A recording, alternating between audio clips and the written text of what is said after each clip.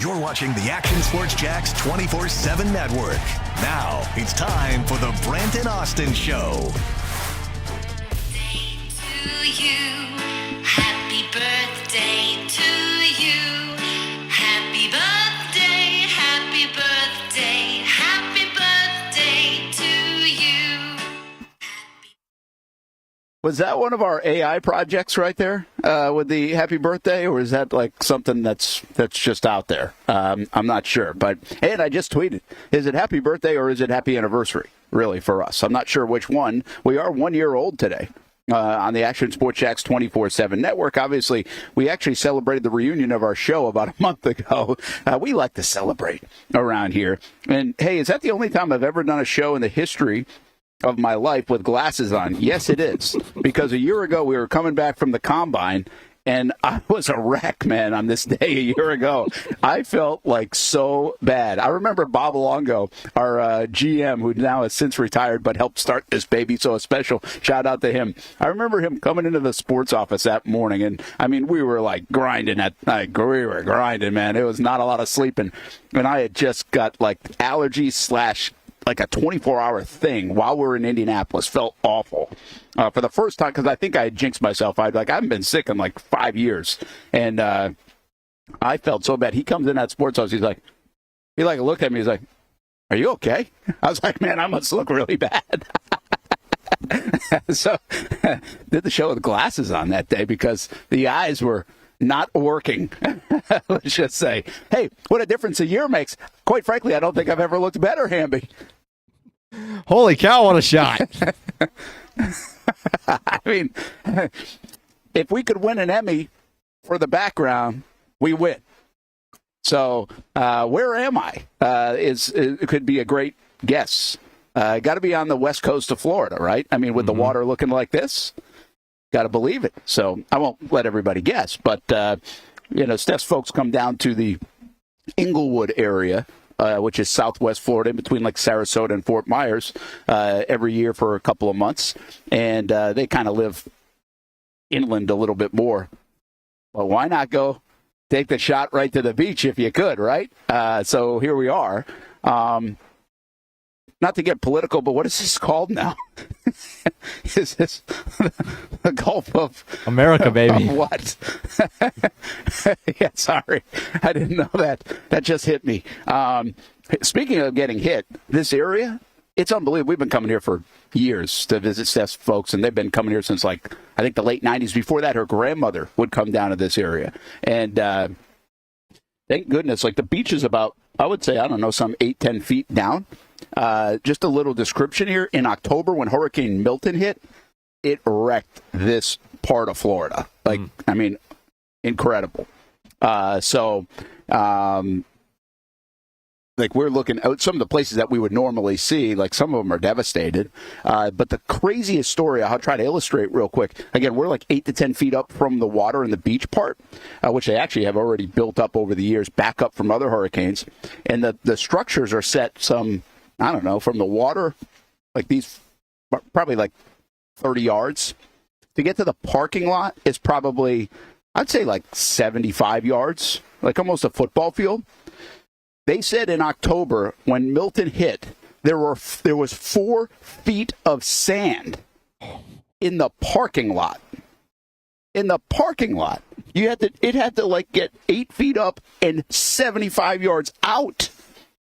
I mean, that's unfathomable. Like, it's hard to visualize, really, where it was. That's how crazy that storm was here in the Inglewood area, southwest Florida area. So a lot of folks still cleaning up around here, and that's a serious deal, and rebuilding after the big storms. Now, I didn't predict this, guys. We got the weed whacker out here this morning, So I'm not sure how long this is going to last. It was not on the radar. I was searching for power. I wanted to make sure we could get internet. I wanted the good background. I did not think about the weed whacker lawn people coming over here. They're going to work around me today, and hopefully they don't bust my extension cord now that I'm looking at it. So there could be some gymnastics on this show, and I might have to hustle and talk to some folks about, but we'll make it work.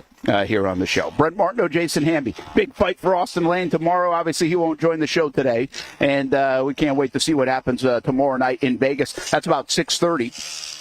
Eastern time, he will fight. So make sure you check that out. I guess he's a big underdog, they said once again. So we believe in him, and hopefully Austin gets the win. I know he's put in a lot of work, and he's in a good space. And I get in a good space because he's in a good space. So hopefully get another W here as he begins the next contract in the UFC. So we'll talk a little bit more about that throughout the show. I wanted to we'll hit on a bunch of stuff today, but this has been a wild week, Hamby. There's been a lot to digest.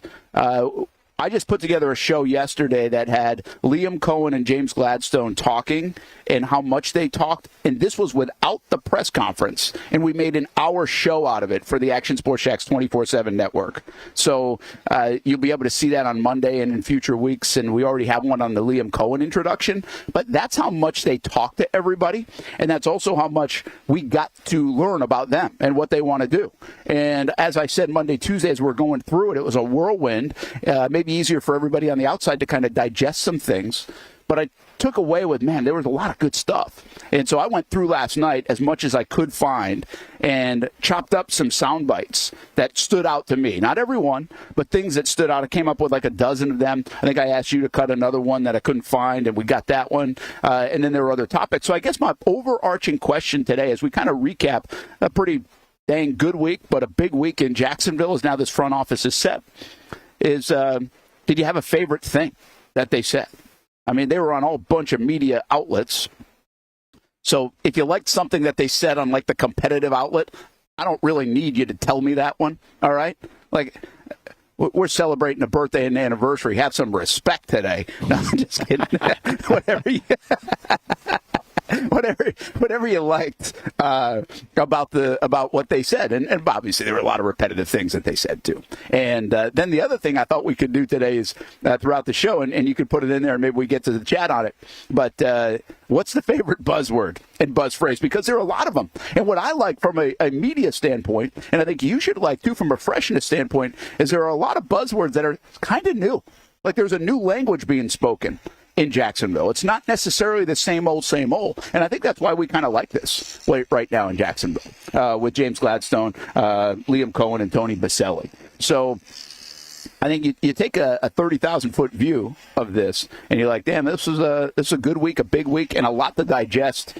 Hamby, I don't know if you have an overall takeaway other than I think everybody in Jacksonville seems to be on board, and it's like, hey, we're going to buy in Jacksonville to this group and the decisions, and even if some are head scratchers or you don't always agree, like I feel like they know what they're doing. Am I right with that temperature here this week? You're absolutely right, and as we mentioned yesterday, it's even rare for any fan base to be this much behind a new coach and GM and just the front office in general, where there's almost no dissenters. There's almost no one who's just searching for the bad in it. Other than the age, that's it. And nobody's really having, as far as Jacksonville goes, any problem with the age. As far as my biggest takeaways is, I think, first of all, I can't wait to see, you know how James Gladstone, when he's been asked about his specific draft preferences, has kind of, in multiple occasions, he's been like, well, just kind of look at what we did with the Rams, and you'll see. I just really can't wait to see what that looks like as far as Jax. But when he's the guy pulling the trigger, as far as favorite soundbite, the perennially dominant one has got to be the one that, at least scratches the itch the most. Like, you can't hear that and, just, yeah, whatever. Because that's not even coach speak or GM speak. That's not even football speak. That's something, that we haven't heard in franchise history. We're just trying to be competitive at a lot of times. We're trying to have a winning season. And this guy, before he's done anything in the role, is saying the goal is to be perennial dominant, and we will be. So that's got to be the one that really scratches the itch.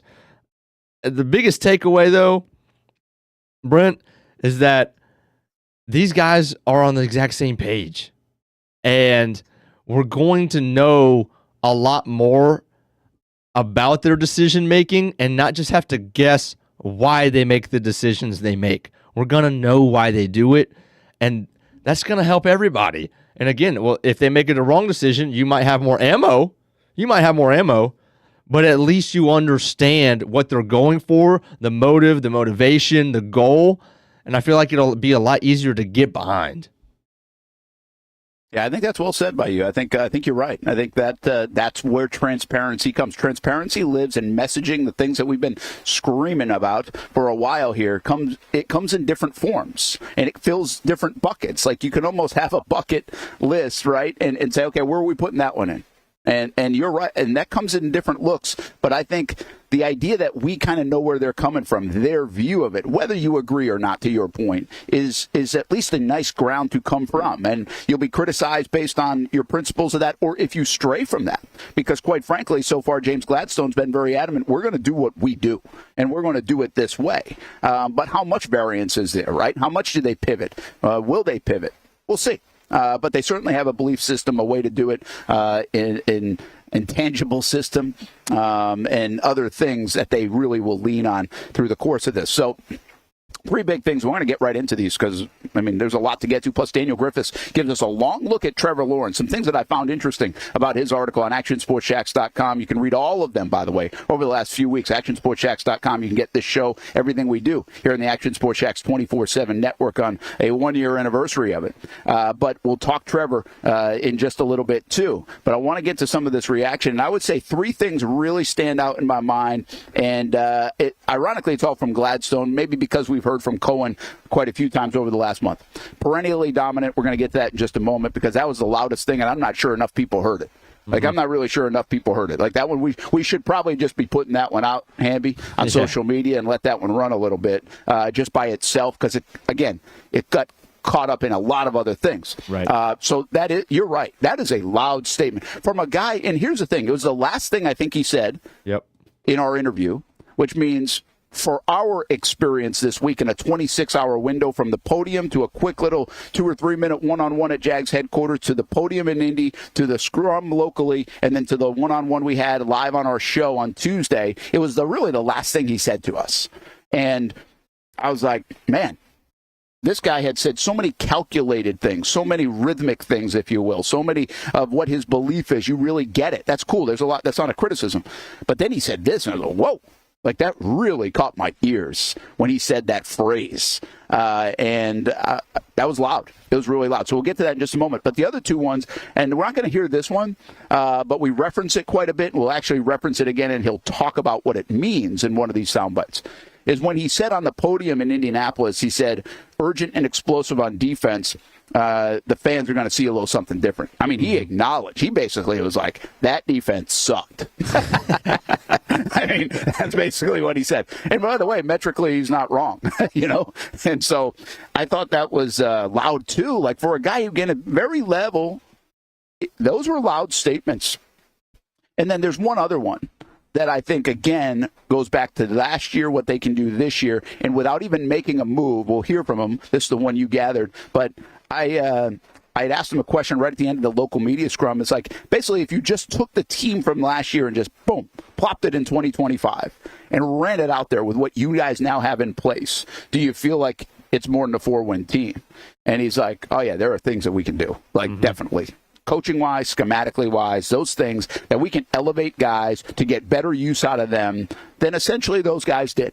So at least they see that. Now, can that happen? Would that happen? We're not going to know if that could happen, right? Because they're not going to run it back exactly the same. But it's a big thought process because, as you know, and I've almost gotten, his intangibly rich has become my contractually obligated. Yeah. All right? Because they really are.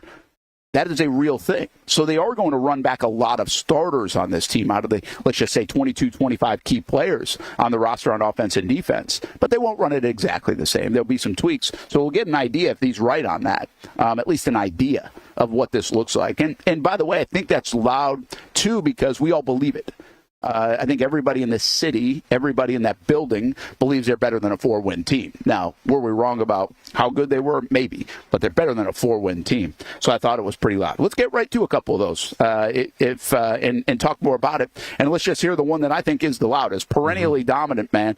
And we'll ask, what does that mean? But listen to how he says it on Tuesday at the Combine with us live on the Action Sports Jax 24/7 network. Here's James Gladstone. Yeah, with Liam's vision, with a disciplined approach, I think we're going to be able to bring the fans the perennially dominant football team they deserve. But we're rooting ourselves in the now, knowing that that's what's going to impact later. New stadium's kind of cool, though, huh? Can't wait for that. Well, you got that. I mean, by the way, you've been in the NFL for like 13, 14 years, and you. I loved how you fit that in there. Yeah, we got it. Well, yeah, that was part of a longer question at the start to go around like the next decade, right? Or the rest of the decade. That's really where the question stemmed from, and so that's why the stadium was kind of in there too. But even funny, as he said, he's like, "Well, let's see if we can make it that far first." Right. He knows the shelf life in the NFL. I'm not thinking about 2028. I thought that was actually kind of funny. But again, bring the fans a perennially dominant football team. I don't think we can understate what he said there. I mean, everybody says, if you go back to Doug, he's like, bring this team championships or win championships in Jacksonville. Okay, I get it. I'm sure Tom Coughlin said the same. I'm sure Doug Marrone said the same. I'm sure Gus Bradley said the same. But are you willing to say that with a franchise that has not won? Are you willing to say that as a 34-year-old stepping into this role as the first time? And so that strikes me really loud about what he thinks he can do here. And also back to his like Monday press conference statement where it was, hey, we have humility, but there's also an aura of confidence about myself and Liam Coen. And that's how he described him. I love that too. But perennially dominant, man. I'd go for 2 back-to-back really good seasons. Forget about perennially dominant at the moment. Maybe I'm not thinking big enough. Apparently not, and I think, but everybody in this fan base is right along with you. Like I said, like we are almost content in a sense with being a playoff contender year in, year out. But when you think of what perennially dominant actually means, that's a step above. That's a step above. That's winning your division by, to me, multiple games, not winning it in week 17 or week 18. This is locking it up beforehand because you have dominated those that are in your division and you expect to win in the playoffs. You are a favorite to win at least in the early rounds of the playoffs. Now, nobody's going to go up there and say they're going to dominate, win championships and all of that because that would just be too far, right? That would show a sense of, that wouldn't be realistic in any sense of the word. But perennially dominant, to me, means more of a regular season success, and then we'll get in the dance and then see what happens because we'll still have a dominant football team and let the cards, let it go as it may, but we'll have the roster to be able to compete as long as we can. Well, there's 2 other things about that, Hamby, and I'm not going to belabor each and every one of these points. I think some of them are pretty obvious, but I think that also means 2 things, in my opinion. Sure, year in, year out, but like you said, but it also means we believe in the quarterback. Like, we've got the quarterback to be able to do that for a long time. Like, we've got our guy, and he can do this. We've got to get him to do it, but he can do this. And then it also means when you say dominant, I mean physical. Right. I'm thinking physical. Right? So if you want to be dominant, you got to be able to be good in the trenches. They're going to build those trenches up. Obviously, there's so much talk about the trenches. It certainly feels like that's where the Jags are going to go early in this draft because get big people makes a lot of sense to do that. Doesn't mean they'll go in a different direction, but certainly adds up to feel like they'll do that. So perennially dominant, yeah, year in, year out, dominant football, tough, but also we got our guy at the franchise quarterback spot. If you come in here and you're looking for a quarterback, or if you're the Tennessee Titans right now, if you're the Indianapolis Colts right now, if you're the New York Giants right now, your GM probably isn't coming in saying, let's be perennially dominant. Right? Because we don't even know if we got the guy to get us to be good in 1 year. So I think there's a lot to digest there, but I loved it. I thought it was pretty awesome. Let's go to the one that you pulled, Hamby, okay? About if you ran this back, how much better could you be? Because what I really thought about Gladstone as well is that he leaned into how good Coen is schematically. And he really leaned into that. And even in a lot of different conversations, he would hat tip Coen. Like, it's his vision, right? He came from that, McVay's vision. This is Coen's vision. Listen how many times he says that concept there. Nope, this isn't my philosophy. This is his philosophy. This is what he believes in. This is his schematic stuff that we're going to work around and build within. So he said about this football team, can we elevate them with just the guys that we have? That was the question asked to James Gladstone on Tuesday in Indianapolis. Here's his response. You turn the tape on of this team last year and see some things that jump out that are like, hey, we can fix some of this quick. Yeah, there's some schematic adjustments that I think will surface some players in a different light, and that what we saw most recently won't look the same. Won't look the same. Another short and sweet one, right? Yeah. But it's okay. It's loud. It says a lot. Schematic adjustments That can surface that will players in a different light. In a different light. Thank you. What does that mean? That means that what we think, to me, they're going to be uncovering skill sets that we don't know exist. To me, the first thing that comes to mind is the graphic that we talked about from Daniel Griffiths yesterday, where Devon Hamilton is especially good in the run and was poor in the pass, where Devin Lloyd was especially good tackling. He was especially poor in coverage and in some other aspects, where there are aspects of these guys' games that they're going to elevate that we're not used to seeing, that we think we've pinholed this guy on the roster who we've seen for 2, 3, 4 years or whatever the case may be, where we think he's good at this, he's not good at that. They're able to enhance all of what we think is not good about that player, so where they become a more well-rounded player, they enhance the skill set, they bring those to light, where I think there could be circumstances where we're saying, holy cow, I didn't know that was in his game. Holy cow, I didn't know he was, he had it like that he was able to do that. Or Tank Bigsby could be catching the ball out of the backfield in a different way because the scheme has allowed him to do so. That's where my mind goes right off the bat. And I think, again, because this is how can we do with the players that are coming back the same look, but a very different look at the same time. And at least for me, and I know for you, it's important to know that on day one, the changes, they already know what changes they're going to make.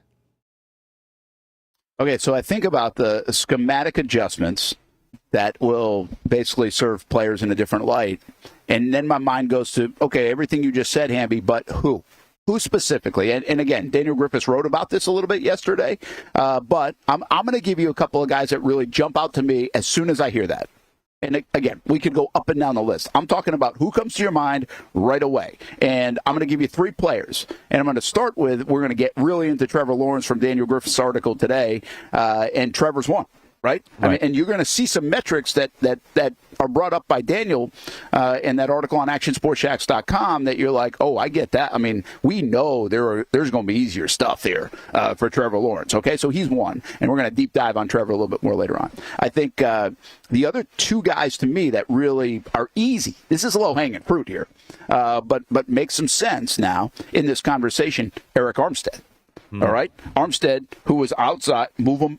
I mean, you simply just move them inside. Simply move them inside. Add Campanile and whatever the heck he wants to do and all the X's and O's stuff, and fine. But just simply move them inside. And so you already can get that guy better in a spot that he needs to be. And then the third one that comes to mind, I'm not telling you I'm right here, but the third one that comes to mind is Devin Lloyd. And I wonder if they can. I think this guy has good player inside him, man. I really do. I think there's something there. I think there was a reason why he was drafted in the first round. I don't think that was a reach play. And I'm not going to be hypocritical. I was excited about that move. I'll admit it. I just don't think they've done great with him, whether they're moving him around, whether that's him, whether they put too much on his plate, whether there's just better ways to utilize him. We saw him blitz in a game last year, and it's really one of the few times we've seen him blitz. He did that a lot in college. Does that mean Campanile's going to do it? I don't know.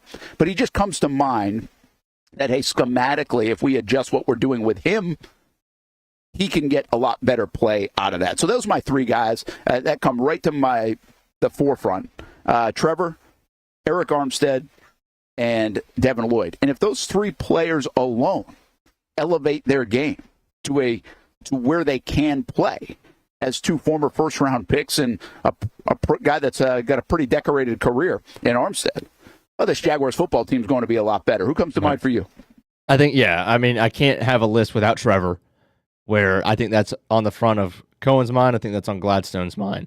I think BTJ is on this list, where there's going to be new things in his skill set that they know on day one they're able to do, to find him the ball, to put him in better situations, to find space, to make plays.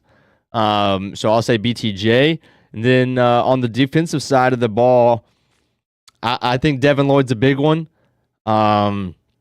It's weird that nobody in the secondary comes to mind because they seem, more on their own islands in a sense in this category. I think Trayvon could potentially be a guy that comes to mind for him that he finds.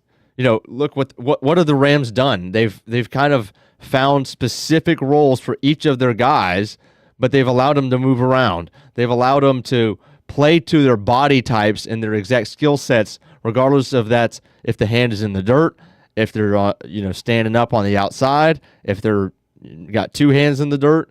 So I think there's even a lot more that we can get from Trayvon Walker as well. All right, we're going to go ahead and take a break. We're finally hitting one on time this week. That's a good thing. We'll have a lot more on Gladstone and Coen and our biggest takeaways on that front. And it's empty now, but this is a little time lapse of the bank last night, the Tom Coughlin J-Fun Wine Gala. So we will get a little bit more on that later on in the show as well, but always a fantastic night over there, raising money for an awesome cause. We'll be right back on the Brent and Austen Show. It's one of the hot spots in the area. Welcome you to String Sports Brewery out at the beach. Big crowd on hand tonight. The fans are here. And now, the newest hot spot at the beach is open. String Sports Brewery in Jax Beach has opened its doors with rave reviews. We're going to be fans forever.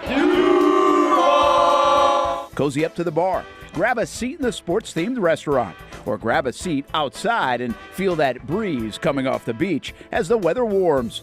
Just like the original location in Springfield, try the popular beer menu and come for lunch or dinner too, because the food is fantastic. He's got some exciting news heading into 2025 as well.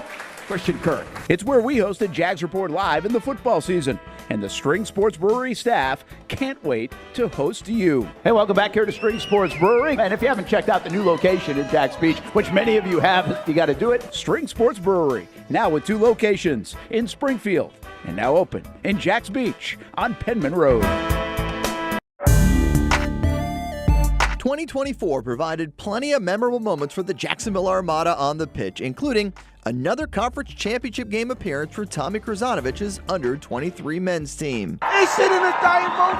Debuting this year for the first time, the girls in blue, as the Armada fielded a women's under-23 side in the WPSL and made its presence known with some highlight moments. Potential goal of the season. Then attention turned to the future, with MLS Next teams representing the Armada badge in 3 age divisions this fall, including an under-19 squad ranking among the best in the state. Those teams are a big focus on Fleet and Footy, covering the big soccer stories each week on the Action Sports Jax 24/7 network. I'll put one in the back of the note for you. Join us for player profiles, fun interviews, and the very latest on the Fleet and all things footy. That's every Thursday at 2 p.m. Baker Sports is local sports. Uniforms from Pop Warner and Little League to travel ball, high school, and college. They make you look good. They help you play good. Baker Sports has been helping families make memories that will last a lifetime with their Baker's Buckets. We've got a lot of these filled with baseballs and softballs in the garage. I've been throwing batting practice to Ty and Kaylee for years, and also sit on the Baker's Bucket, catching Kaylee while she practices her pitching. Baker Sports is homegrown, and a lot of employees that used to play on local ball fields now work for Baker Sports, now helping you look good, play good, and make memories of your own. Visit Bakersport.com to see what Baker Sports can do for you. Custom apparel, Nike, Under Armour, Adidas, embroidery, screen printing, and more. Baker Sports is local sports from Jacksonville to anywhere in the Southeast. Bakersport.com.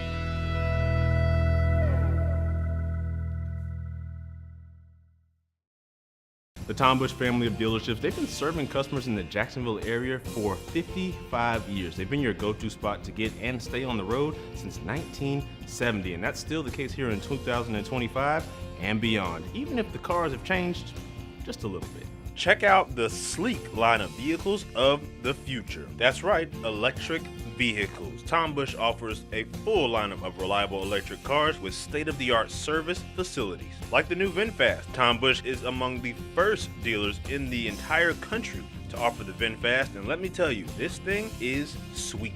The good folks at Tom Bush have all the info on charging, service, tax credits, and everything you need to keep your EV running smoothly. BMW, Mazda, Volkswagen, Mini, and the newly offered VinFast. There's something for everyone at the Tom Bush family of dealerships. Ready to join the Tom Bush family? Stop by the showroom or check out the inventory online at tombush.com. I'm ready to show my hand, ready to take a stand, wait on a sign above, and I am ready, ready, 'cause I just live for the game,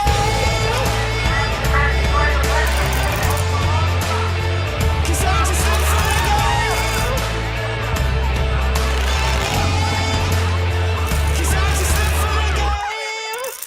For 60 years, the Bob Hayes Invitational Track Meet has provided competitive events, and we're also happy to provide scholarship opportunities too. Join us for the annual Hall of Fame Gala March 13th at the Potter's House and at the James Day Middle School Meet at UNF March 14th. There they go. And don't forget the annual Bob Hayes Track and Field Meet at UNF Saturday, March 15th. Get tickets and info at bhitm22.org. For vendors and partnerships, call 904-222-1075. Welcome back to the Brent and Austin Show, streaming on the Action Sports Jax 24/7 network.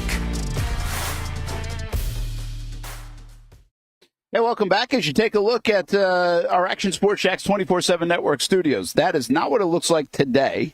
That's what it looked like a little bit more than a year ago as we were building this thing. And so, hey, we're pretty excited to have this just a year old today, in fact, when we actually launched the network. So there are a couple things going on, and a lot of it's been like a messaging standpoint. And I'm not expecting everybody else to know. It's not your job to know, but just a little behind the scenes of this. And then now look at that beautiful studio, the envelope game, got the big sign. Well, that was a fun purchase. I remember that with the big sign. And we feel like we can do more with that little football wall right there down the road, and we hopefully will continue to do so. But it's been really a fun project behind the scenes, and I've told a lot of people there's so many internal wins to this whole deal I think that people don't even know about on the outside yet. They will. They'll find out down the road, because this thing is just growing, and we are in so many different conversations about where this thing is going that it's fun, exciting, especially from a local sports standpoint. And there's so much more to it than just our show. That's what we try to tell people, like our show. I mean, quite frankly, if we wanted to, we could just do our show on social media and be okay, probably. But we put our show, obviously, under this Action Sports Jax brand and Action News Jax umbrella. You can find it at actionsportsjax.com. You can find it on the Action News Jax app. You can find it Action News Jax Now, which is really cool, on Roku and Google TV and Apple TV and everything else that you see it on. But we really get excited about all the other things outside of our show. We have 3 different shows on the network now. That are different in their own right, between Miller and Moulton, that gets us going, which is more of a statewide show, and obviously Young and Norvell in the afternoon, featuring Patrick Young, the former Florida Gator, 4 to 6 each and every day. And then in between, just a lot of different content that we hit on a lot of sports. If you watch that during the week, and everybody picks their own thing, but we've got a NASCAR show, we've got a high school baseball, softball show in the fall, we've got high school football galore, of course. We got a college show that Hamby does now each and every Friday morning. That might even expand a little bit more. And we've got a soccer show, the Jacksonville Armada and Fleet and Footy. What am I missing? We've got a wrestling show with Austin and Casey as well. And there was another one on the tip of my tongue. Golf show, Stripe Show podcast. And then we're putting some more live sporting events on, like the Fortegra Invitational, Jacksonville Armada games. And we've got some exciting new announcements coming up in the next couple months about more games and working on some things. So that's a little bit behind the scenes at how this thing is kind of evolved in a year. And there's a lot more going on, trust me. So we appreciate everybody that's jumped on board. I really appreciate our partnerships with folks like Nimnik Buick GMC and Baker Sports and CGC Water Treatment and Plumbing. By the way, go out and check those guys out this weekend at the Home and Patio Show at the Prime Osborne Convention Center, and you can win a Connecticut Premier Softener. That's a heck of a win if you can get that. We've had that in our home for the last 7 or 8 years now, and absolutely love it. We also, a big shout out to Bold City Heating and Air, who jumped on and hopefully coming back on here in a little bit, take a little break during the winter months when the AC ain't pumping as much, but hopefully we'll have those guys back, and we'll continue to shout out some of our other partnerships like Best Bet along the way, and String Sports Brewery, where just was talking to Scott Adib this morning about doing some shows out there later in March when the NCAA tournament rolls around. So there's a lot happening with this thing, and it's really neat, and we appreciate you guys for jumping on board, not just for the show, but check out some of the other content we have, and hopefully we'll give you even more to look at in the next couple of months and years to come here on the Action Sports Jax 24/7 network. Brent Martineau here. This is not a green screen down in Southwest Florida. I'm a little hesitant on how things are going to work when they mow the lawn near us. Bear with us, which you guys are great at, by the way. We also do appreciate that as we test things and try things and do the show on the road, and it doesn't always go 100% smooth, which we hope we're getting even better at that part, but we appreciate your patience on some of that, and you might have to hear some weed whackers and lawnmowers today. But you do get to look at this. Jason Hamby back in the Action Sports Jax 24/7 Network studios. We're digesting what James Gladstone, Liam Coen, Tony Baselli have told us this week. That's really a lot about the early part of this show today. And deeper dive into Trevor Lawrence in just a little bit. But Hamby, take us to some other spots. We've got so many different sound bites today. Dealer's choice for you, and I just want to hit on them. We don't need 10-minute conversation about every topic, but what we're trying to do is just highlight some things that we heard that I think were pretty significant from this brass this week, that just because the volume of things that we heard might have got lost in the shuffle, or at least we can yank out and say, hey man, let's talk a little bit more about this. So where do you want to go with it? All right, I'm going to take you to Gladstone in the media scrum. The kind of public consensus or group think now, since we've heard from him a number of times, is this guy might be a mover and shaker in the draft, and a guy who's always looking to move up, move back, do this, accumulate this, not a guy who's going to be content always with exactly where the Jags are put before the draft gets going, and what you're about to hear is one of the main reasons for that. There's a lot of variables that go into that, and there are a ton of different charts that we'll utilize in order to find the best options for us if they present themselves. But I think an increased volume of draft capital is what we'll be hunting up. Obviously, we already have that currently, and more at-bats is not going to be a bad thing. So you hear an increased draft capital. I think that's something that's been overlooked with everything that's been said over the last week. The fact that he's right there, he was really asked about how they go about draft positioning and the charts and whether they should trade back or trade up and the value behind each pick as far as the slot selection. And there you see that he says it pretty much point blank. We're going to target an increased draft capital because, more bats is simply not a bad thing. They want as many opportunities to hit the home run as possible. And he mentioned also that, they already have 10 picks. And again, we've talked about that a lot Tuesday, that was a big draw for him, having 10 picks this year, 10 picks last year, or 10 picks this year, 10 picks next year, and that was the same situation that he had with the Rams, that he had that exact amount of capital then as well. They were able to hit home runs with it, and that was a big draw for him here. And even though they have 10, which is a lot, they have the most capital of any team over the next 2 years, that's not going to stop them from potentially looking to gain more and get more chances at getting a stud.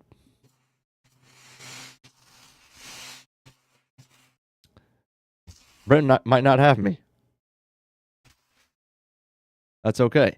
All right, it looks like Brent might be having some issues. So we're going to continue with some more sound. And look, we just said we appreciate the guys, you guys hanging with us. And when we're going to the beach, sometimes that happens. When's the last time you went to the beach? Did you have perfect connection? I don't think so. All right, so here we go. This is Coen, one-on-one with Brent. How much does coaching matter? Let's see what he had to say. Yeah, I think just ultimately, giving these guys easier completions at times, just being able to spit the ball, get the ball into our playmakers' hands as much as possible, limit the amount of drop back opportunities. Just in general, that's a philosophical thing, and really give these guys a little bit of creativity in the run game, right? A little bit of diversity within the run game. Also, having an identity. Truly having an identity up front. And then on the defensive side of the ball, just attack, right? Swarm to the football. How do we get our hands on more balls, right? How do we get our hands on, punch, rake, hammer, picks, tips, and overthrows? Those are the things that we need to improve upon, and those are very coachable moments. All right, so that was obviously, as you heard, Liam Coen talking about how much they can fix right away. And how much coaching matters. I love that last part specific. I mean, he talked about getting Trevor easier throws. He talks about, getting better in the run game. I think one of the things that sticks out to me most is what he said about the defense. The punching the ball out. You guys watch playoff football. How often do we see that? I mean, the Eagles did it phenomenally, but it wasn't just the Eagles. All of the teams that seemed to make the playoffs had an uncanny ability relative to what the Jags were able to do of finding turnovers. These weren't just, balls that fell in their lap that were overthrown, by the quarterback, that the safety's just back there and it falls in his lap. They are going out there forcing turnovers, whether that's a strip sack, whether that's the peanut punch, right? A linebacker, Zach Bond, comes over and punches the football out. When's the last time you saw a Jags player do that? We had 9 turnovers last year, and we talk all about, if you just ran it back, that would never happen, right? You would you almost luck into more, but how can we coach and actually execute punching the ball out? All the good teams do it. Do the Jags do it? Hopefully they will next year. Let's see if we got Brent this time. Yeah, we're good. I'm battling a little bit here. I'm going to try a backup option as we go along, but we're good. Got a little lawnmower action. They didn't cut the cord, just to let you know. Very nice. I thought I had to unplug for them, and they were like, "No, don't worry about it." So, but anyway, I think I know exactly what you're talking about now with this the defense.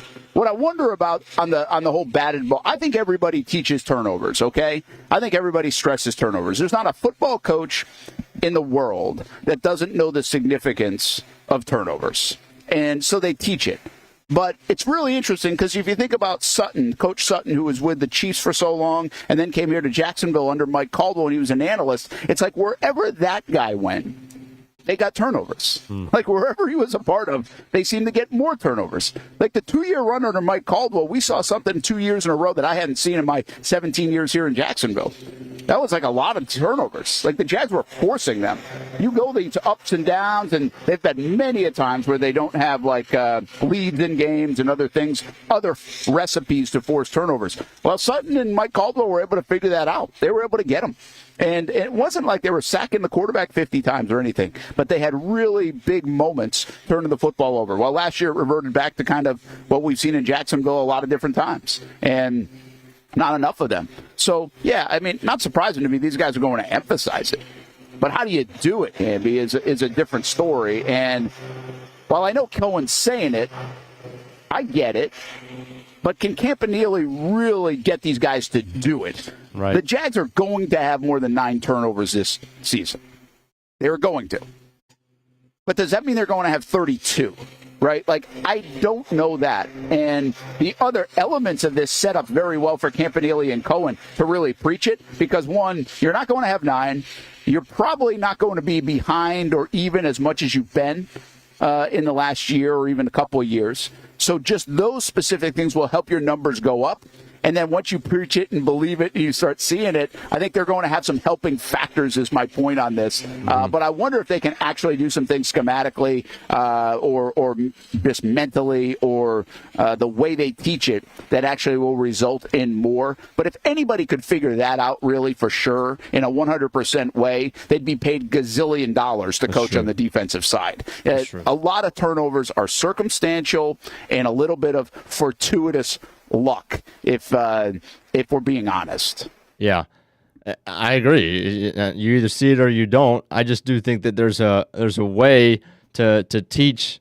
I mean, eventually, Brent. We talk a lot about this offseason. If you really want to go get a good job, go become a grad assistant, right out of high school or right out of college, and just work your way up, and you might, after a number of years, become a coordinator, because that's what all these guys seem to do.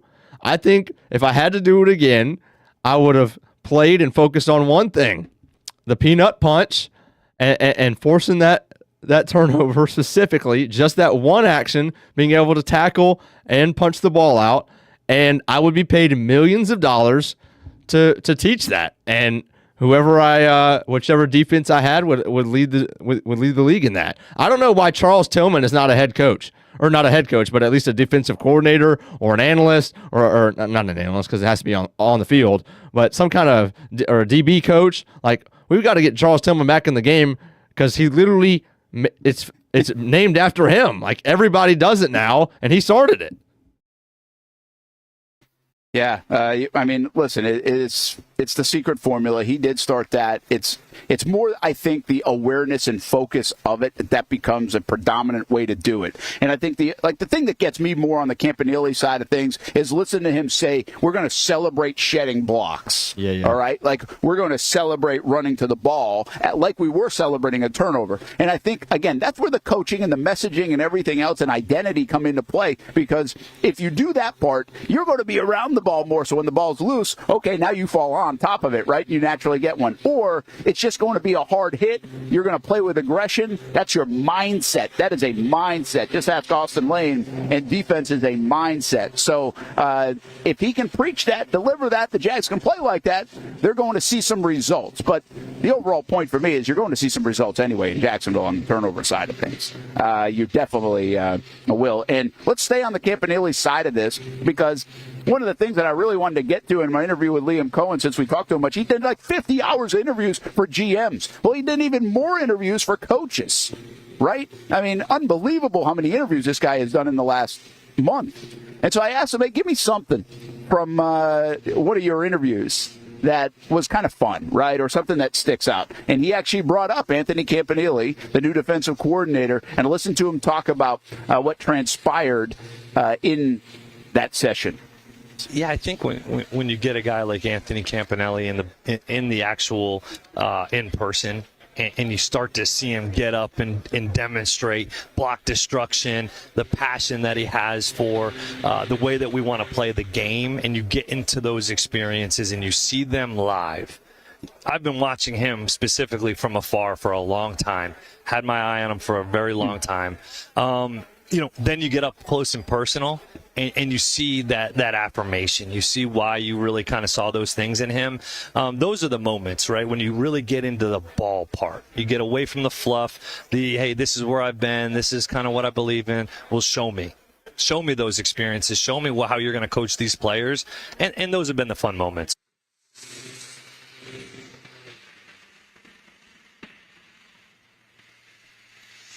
Uh-oh. Looks like we might have lost Brent. It's all good. He's freaking battling the heat. He's battling the woodwhacker or whatever that is out there. But that was Coen on Campanile. Look, I'd want to go to a TED Talk on defense from Campanile too, of anybody on the Jags coaching staff.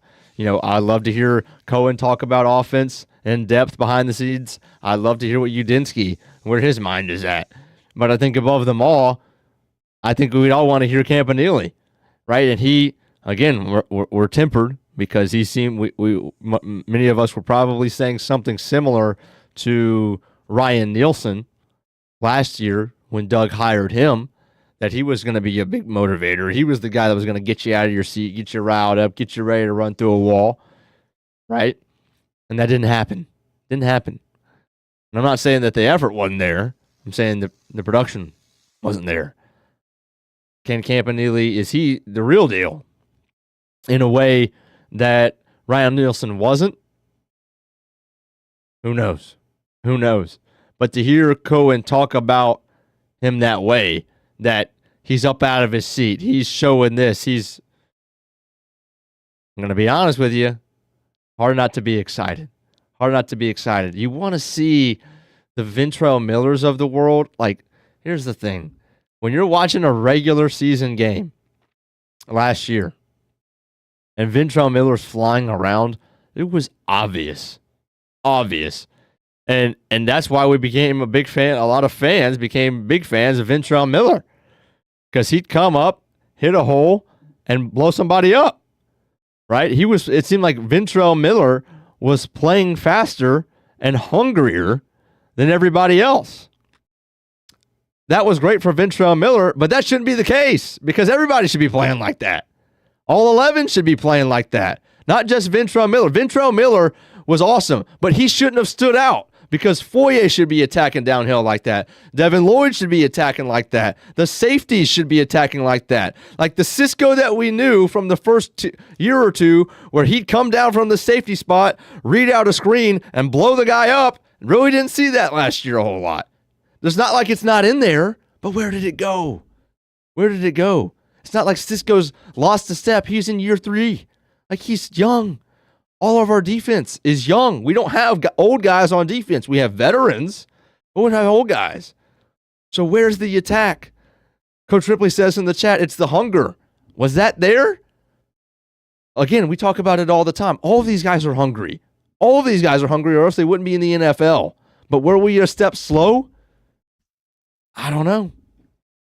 Is Brent's Wi-Fi and connection a step slow? Hamby, that was a year. It's been a year in the making, but that was maybe one of your finest moments right there over the last 2 minutes. That was very good. I agree, and I think the chat agrees. Like that is.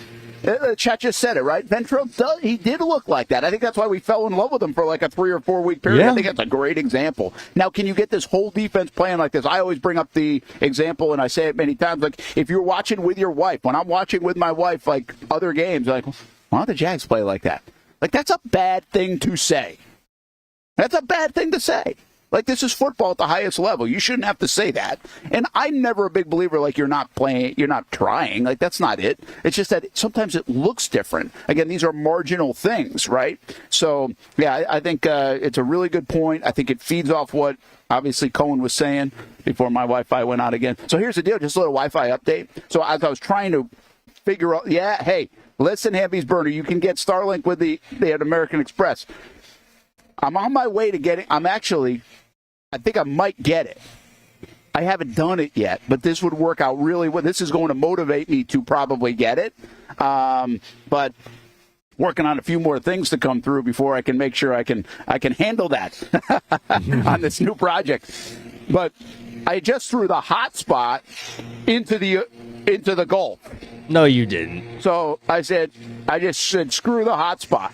I mean, what the hell? It just keeps going in and out. I don't understand why it's going in and out. It's got plenty of battery on it and everything else. So just, bam, chucked it. But I did. I had to go Steph had to bring me the credit card. I just paid $10 toward Xfinity just so I could get, like, 2 more hours of internet service. Oh, good gracious. You got rinsed. Here I am.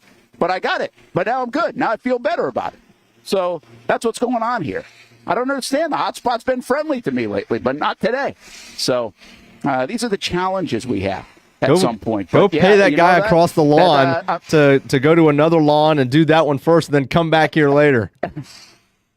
Yeah, they really don't have any idea that, like, I'm talking and we're doing a show, even though it kind of looks like I'm talking and doing a show. They really don't care that, like, the lawnmower is, like, right here next to me. But they're very nice. At least they're not running over my extension cord, so I appreciate that. They'll be done in a matter of a couple of minutes. Hey, we got to hit a break anyway. We'll come back. We still got about a half a dozen of these sound bites to get through with James Gladstone, Liam Coen, and really try to pull things out of this whole week here in Jacksonville. Plus, more on Trevor Lawrence, some fun topics along the way on a Friday. It's a Friday, man. No holds barred. Anniversary Friday. Happy birthday Friday for us. Thanks for hanging out with us on the Action Sports Jax 24/7 network for the last year. And Tony Baselli, boy, he's getting a lot of love these days, isn't he? Making a big difference. Maybe we'll talk a little bit about that. How much of a difference has he already made in Jacksonville? We'll be right back. There's a saying in sports, you can't win them all, but you can win a lot with good folks on your team. Like that one painter, First Coast. It's tough to beat the sun in Florida, so your home fades. It's tough to beat that HOA when they come calling. Beat the sun, beat the HOA with that one painter, First Coast. And it's a good time to do it. Less rain to work around, and painting in mild temperatures is perfect. After all, the paint bonds to the surface so much better. Give that one painter, First Coast, a call at 904-417-3557 or look them up at first-coast.thatonepainter.com.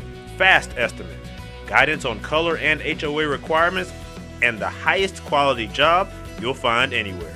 Be a big winner in your neighborhood with that one painter, First Coast, on your team.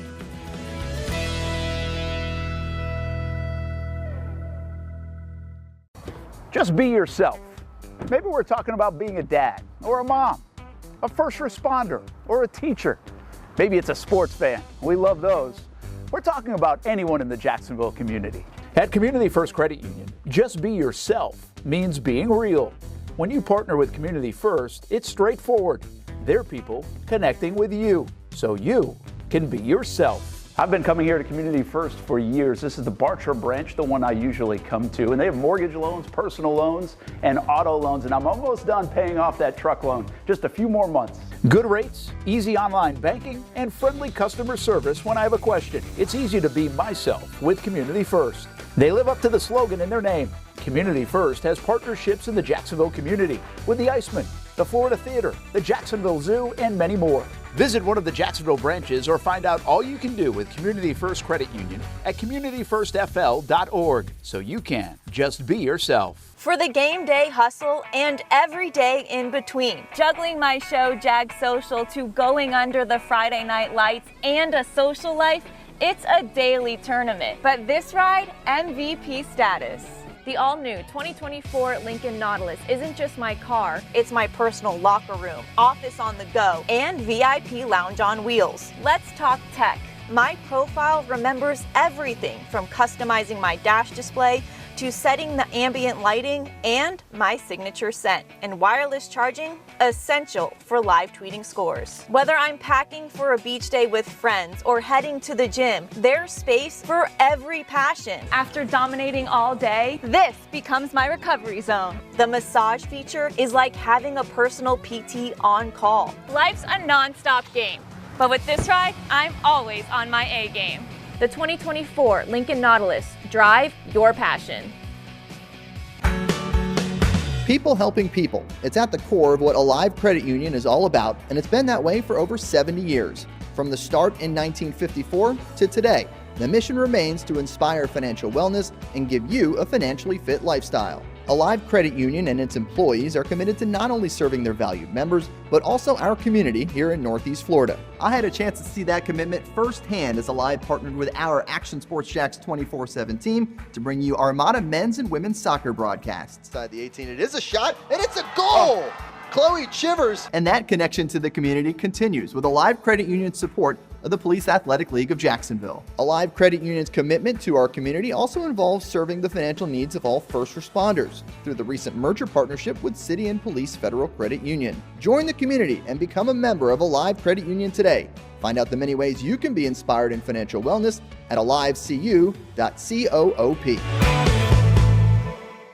You trust CGC to make your water great, and now you can trust CGC with your plumbing needs as well. Fast, convenient scheduling, licensed and insured. A quick call away at 904-552-1242. You never know when you're going to have an issue with a shower, toilet, or maybe it's a sink that sometimes is easy to fix. All right, let's be honest. I'm not fixing anything. I'm totally staging this because when I have a plumbing problem, I call CGC Water Treatment and Plumbing. Trained professionals, transparent pricing, customer satisfaction. Small problem or even a bigger issue. Right now, you can take 10% off any water heater. The experts with 25 years of experience at CGC Water Treatment and Plumbing can do it all. Call 904-552-1242 or visit cgcwater.com. For a limited time, CGC is waiving the trip charge on all related plumbing calls. CGC Water Treatment and Plumbing, an authorized independent Connecticut dealer. Florida license number CFC 1432579. Welcome back to the Brent and Austin Show, streaming on the Action Sports Jax 24/7 network. Oh, what a special night it always is for the J Fund Wine Gala at Everbank Stadium. They moved this thing around over the years, and it doesn't matter where it is. It could be in a cul-de-sac, and it would be awesome. So congratulations once again to Kelly Coughlin, Tom Coughlin, everybody with the J Fund that helped put that on. Another terrific night. In fact, we were making our trip over to here, and I hated missing it. It was almost like I was trying to figure out a way to kind of leave earlier today or late last night so we could get there. It's one of my favorite events of the year, and it just seems like it hasn't fit the calendar recently, but it fit a lot of people's calendar, and it's an awesome event over there at Everbank. So congrats to everybody and with the Tom Coughlin J Fund for putting that on. And I think the golf tournament coming up in a couple of months as well. That's always great. All different events throughout the year, and continue to support the Tom Coughlin J Fund and what that does for local families and folks battling childhood cancer. It is a special organization and cause that Tom and Kelly and everyone else have done so great a job with over the years and decades now, raising so much money. Brent Martineau back here down in Southwest Florida here on the Brent Austen Show. Austin obviously getting ready for a big fight tomorrow. He's out in Las Vegas. Jason Hamby back in the Action Sports Jax 24/7 Network Studios. No, this is not a green screen. This is the Gulf, and man, it's a nice day over here. It's a nice day in Jacksonville yesterday. I'm assuming we have a nice weekend in Jacksonville, too. It kind of feels like finally we've got summer, or at least spring in the Jacksonville area. I think maybe we've seen the last of those cooler temperatures. So hope everybody gets a chance to go enjoy the week and weekend. We've got a great couple of weeks around here, right? Think about some of the things that are happening in the next couple of weeks. We've been telling you about the Amelia, which is going to take place next Thursday, Friday, Saturday, and Sunday. The Concord d'Elegance, AmeliaConcord.com, by the way, with an S at the end of that before the .com. You can also click on the QR code on the left side of our screen, left corner there, to get more information, how you can be a part of that fun event, historical event. It's the 30th edition of that. Almost 30,000 people last year. Maybe they get above that mark this year, especially if the weather will hold. We also have the Players' Championship right after that. We've got the Bob Hayes Invitational right after that we've been telling you about. Next week, there are more events like the Gator Nationals. Go to NHRA.com and be a part of Gainesville Raceway and the history there. And if you haven't been to that event, it's a great one to go do at least one time. Put it on the bucket list here in the area. NHRA.com for the Gator Nationals coming up in a couple of weeks, which is next weekend. We also have Monster Jam coming up next Saturday. That's the last event at Everbank Stadium, by the way, until the Jags play football again in August and September.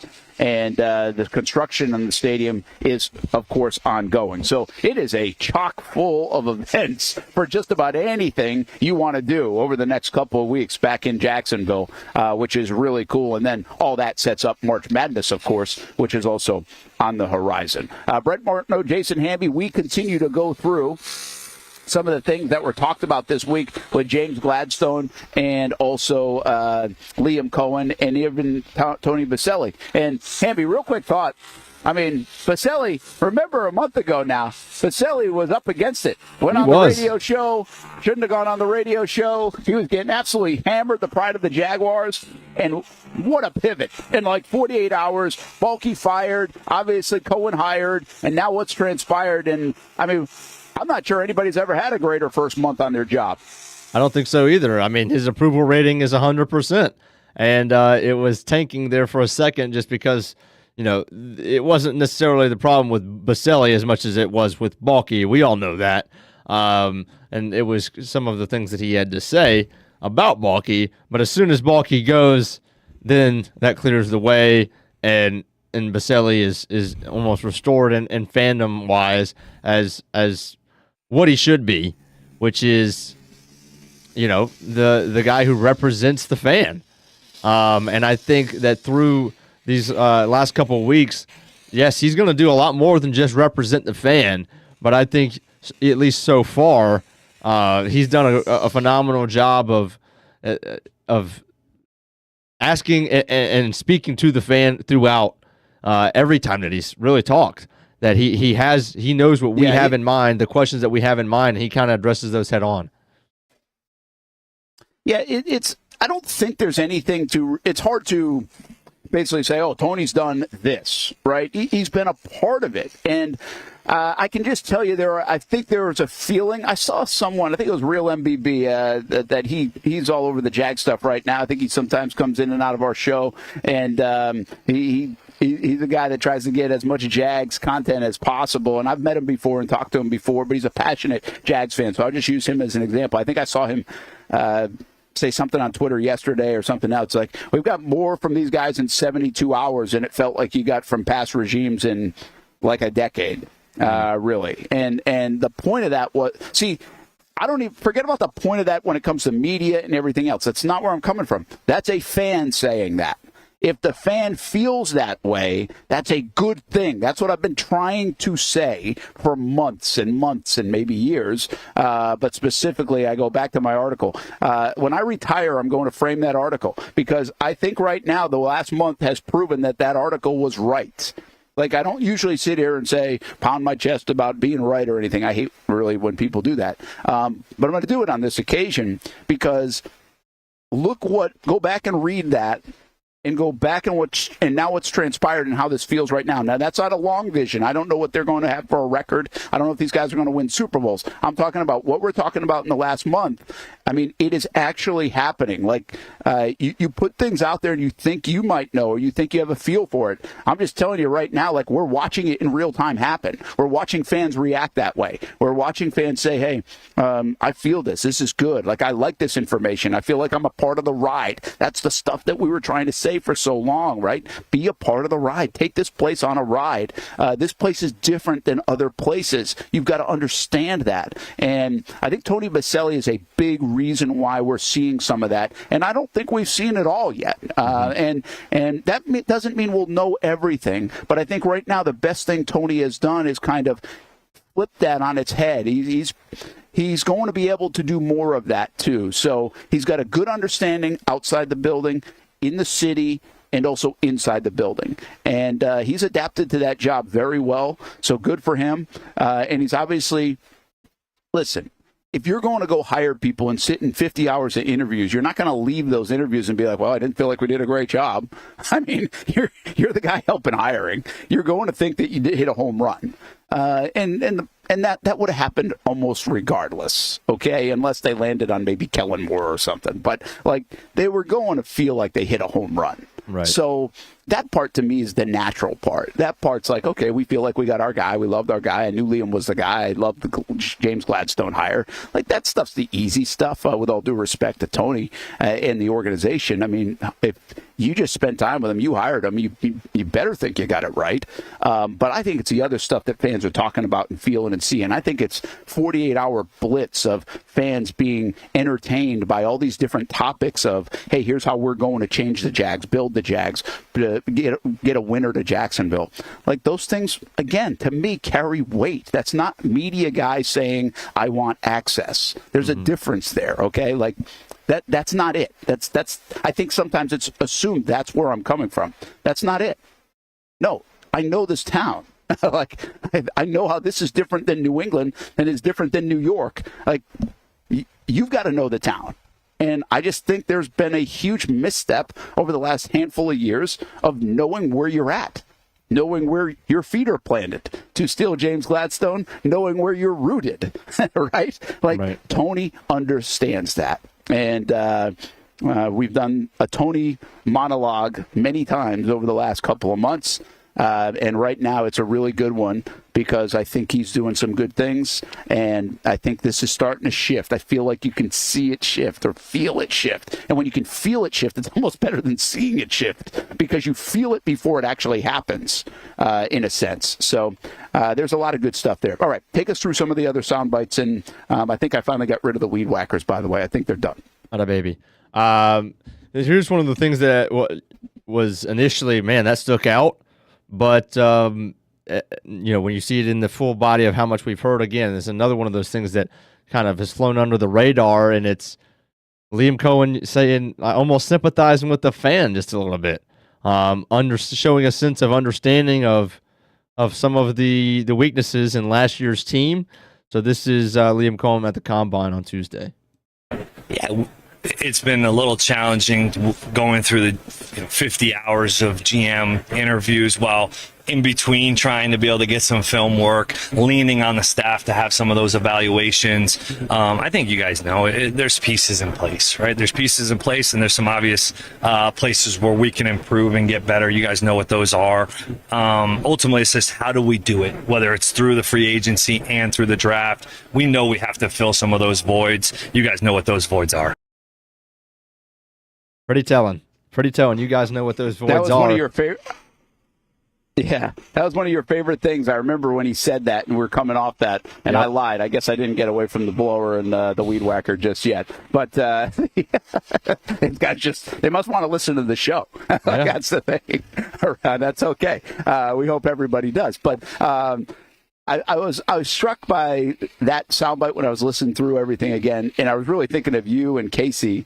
Because I think you were reacting to this in real time on Tuesday, and that really struck you, like the fact that you guys know, and it struck me too. It's like, hey, we know, and to me, I think what I said on Tuesday, I'll repeat again today. I think that was a sense of that emotional IQ that we've been talking about with Coen, right? Exactly. Like he can read the room. He's like, you're not. You guys aren't dumb. You guys follow this all the time. We get that. Like, yeah, we're not going to sit here and say there are 53 guys and all our position groups are right where they need to be. He gets it. So I like that he says that. And I don't know how many times he's going to say that, but I think it gives you a little bit of an insight of, hey, we're not going to blow smoke, okay? Right. There's no reason to blow smoke on this. And I think if you layer that down, if he's saying that in front of a microphone to you and me and everybody else in Jacksonville, well, that means he's not going to do that most likely with players. And that means he's not going to do that inside the building with other people. It's going to be what he kind of keeps saying, and we heard McVay say this too, is open and honest. If you can get there without so much blowing smoke and agenda-driven stuff that happens in NFL buildings and with coaches and in front of microphones, it doesn't need to happen. So, again, I like that part too, man. I know you liked it a lot when he's like, what are the voids? Now, what I would say is, what are the voids? Like, what was he talking about specifically? I think it was defensive line pressure. I think it was stopping the run. I think it was protecting Trevor, getting open for the receivers, running the football. I think it was many of those things. As far as like position groups, I would say the trenches, as he mentioned in the very first thing that he pretty much said to the media, as far as anything having to do with personnel, and that things for Trevor didn't come as easy as they should. It's that simple for me. Yeah. By the way, I think people can answer this question differently. That's okay. But the bottom line are there are voids, and it might not even necessarily be voids. It's voids of maybe greatness, voids of being better. There are levels of, hey, we can get this group better. Like, again, the offensive line has a lot of metrics that are actually pretty good metrics, but they also aren't great. They need to elevate their game. You look at Etienne and Bigsby, those things. We're going to dissect Trevor a little bit later on. So there are things that are good or okay, but can you make them great? Yeah, and look, I'm not trying to, grandstand on as far as, like, I really enjoyed him saying that. But I think when you compare it to if you think about what you normally hear from coaches especially, it makes it that much better. Because coaches do not admit weaknesses. Ever. You'll hear this. Just got to execute better. Just got to execute better. How many times have you heard that? It's never about weakness as far as the personnel. It's always about the execution. That's the buzzword that you hear in every post-game press conference after a loss. Not to say that that's not that's not true, because it is true. You should have executed better. It did come down to execution. Everything does come down to execution. We get it.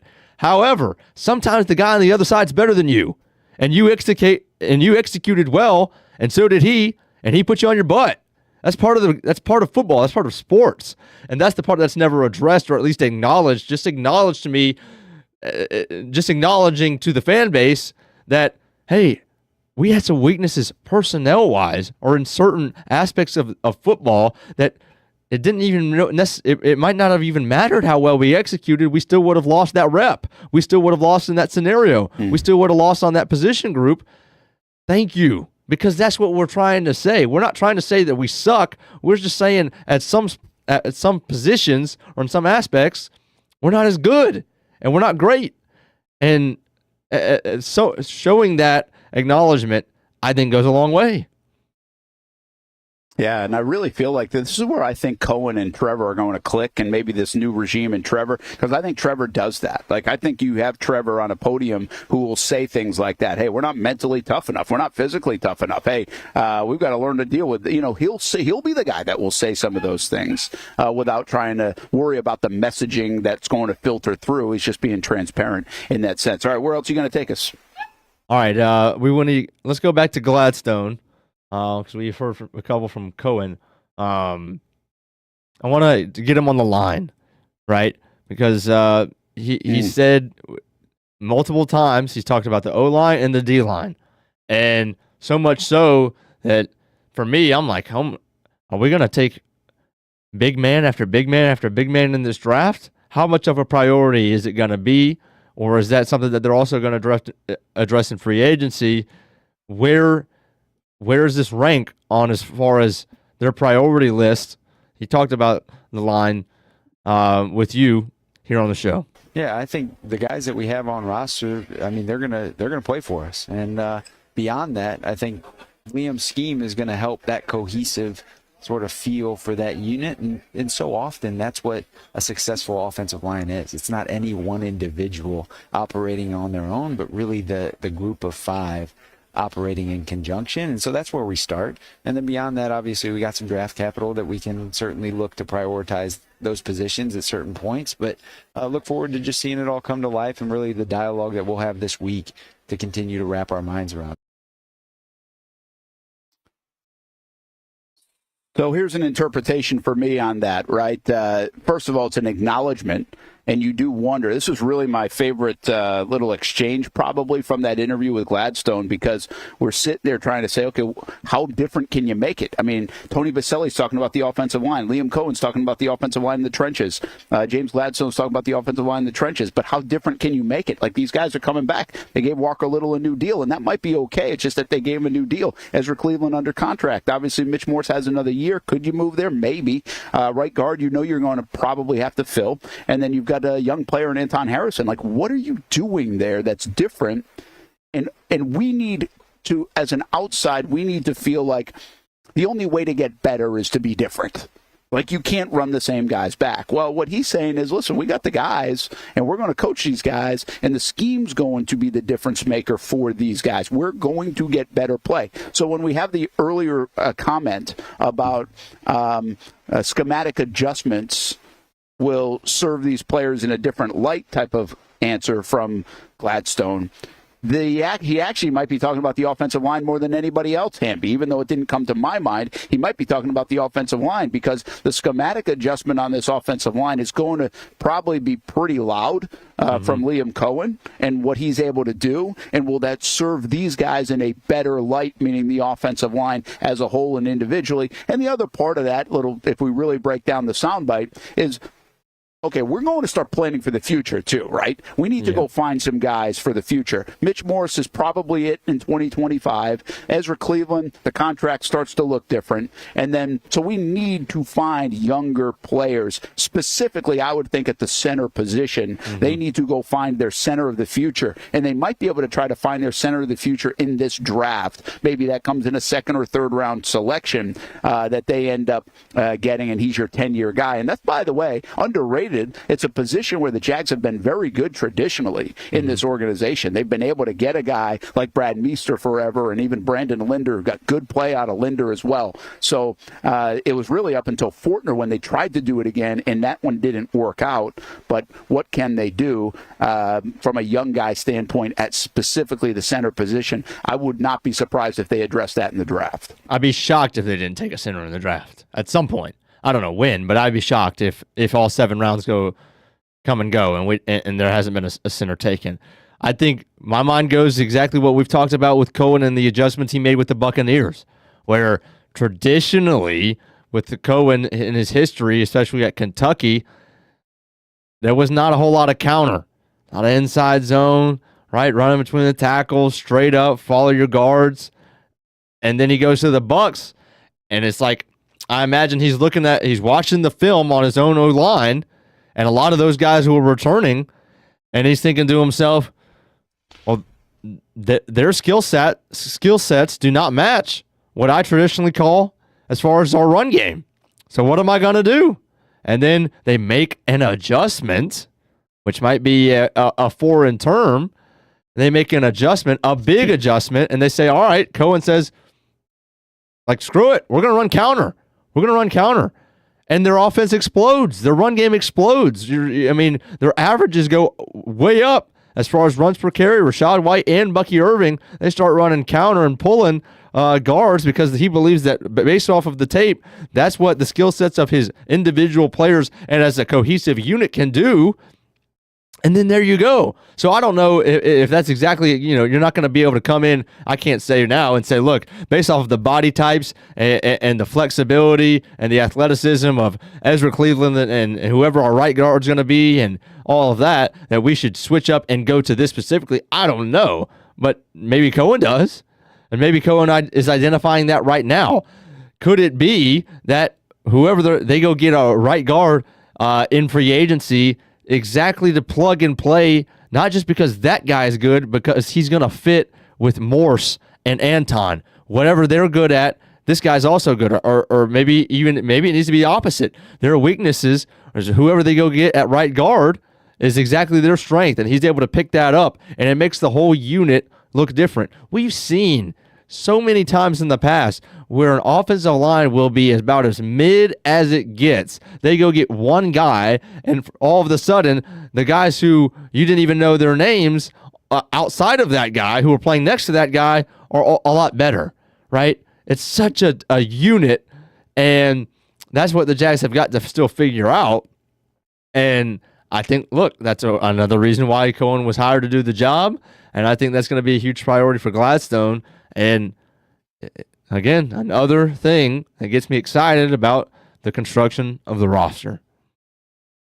Yeah, it's funny. It's like it seems like a lot to fix, but maybe again, I talk in incremental ways. If you just lift it up just a little bit, you can really do a lot of things. All right, hey, let's do this. Take a time out on the show. We come back. We're going to hear a lot more. What we have left, I don't know about a lot more. We have a few left, and we're going to spin this to Trevor Lawrence eventually here on the show on this Friday as we continue to digest everything going on here with this week and with this new front office, and try to. Pull some bullet points out of what has been a wild week and really month and a half in Jacksonville as they start to spin now. The league year, we turn to March tomorrow. The league year starts a week from Wednesday, which means legal tampering starts a week from Monday. It really starts to go fast here all the way up until the draft. Then it will settle down again until the season.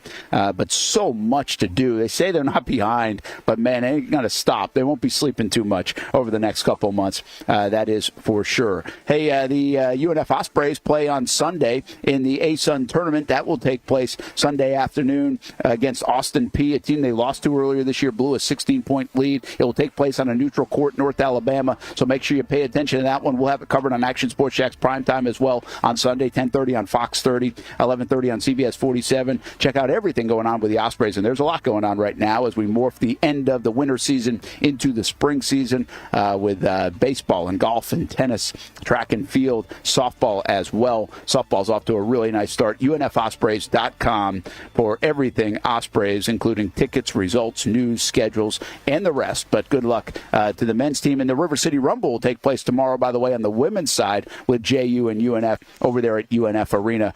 2 o'clock start for that one tomorrow. So a lot of UNF this weekend, UNFospreys.com. We'll be right back. We talk more Jags. We talk Trevor Lawrence in just a short time here on a Friday on the Action Sports Jax 24/7 network. A year old today. Thanks for being a part of it.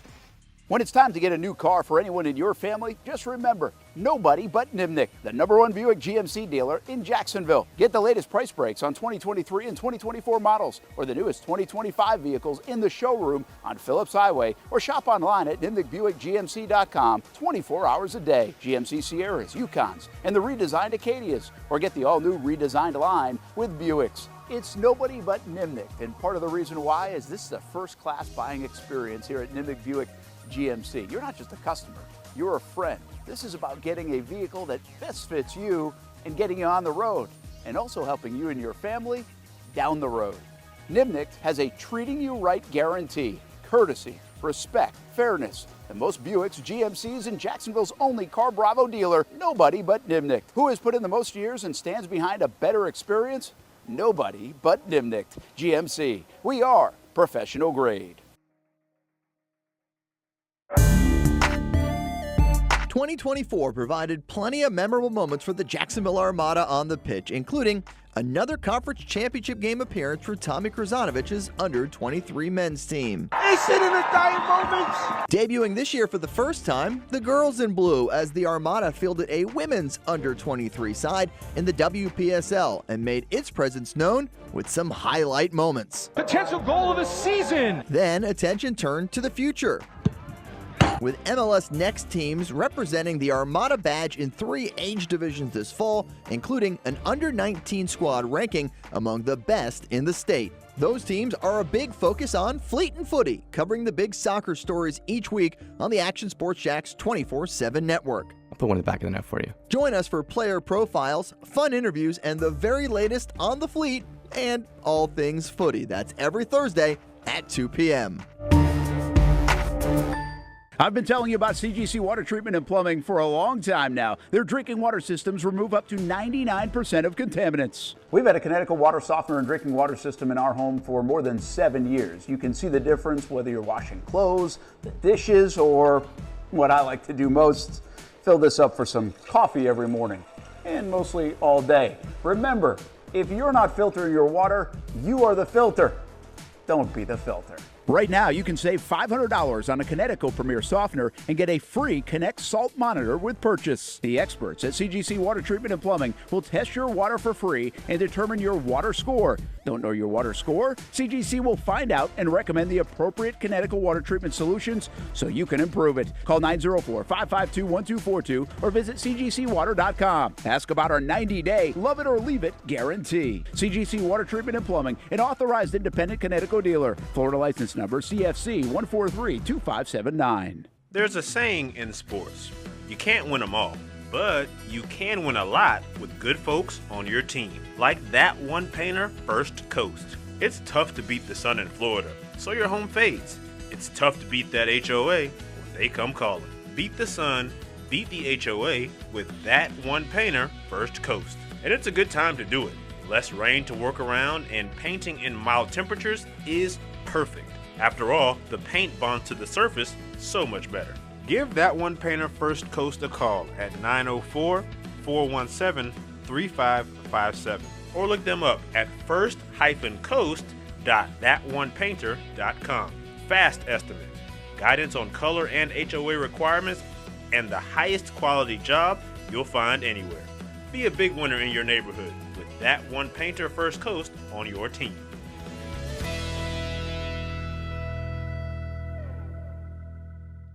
When it comes to trucks, I know exactly what I want. And at Bozard Ford, they make it easy to get exactly that. Let's go make this truck a little more my style. With Bozard Built, I can create my perfect truck right here. Lift kit? Check. Premium wheels? You bet. Advanced lighting package? Oh yeah. The Bozard team works their magic.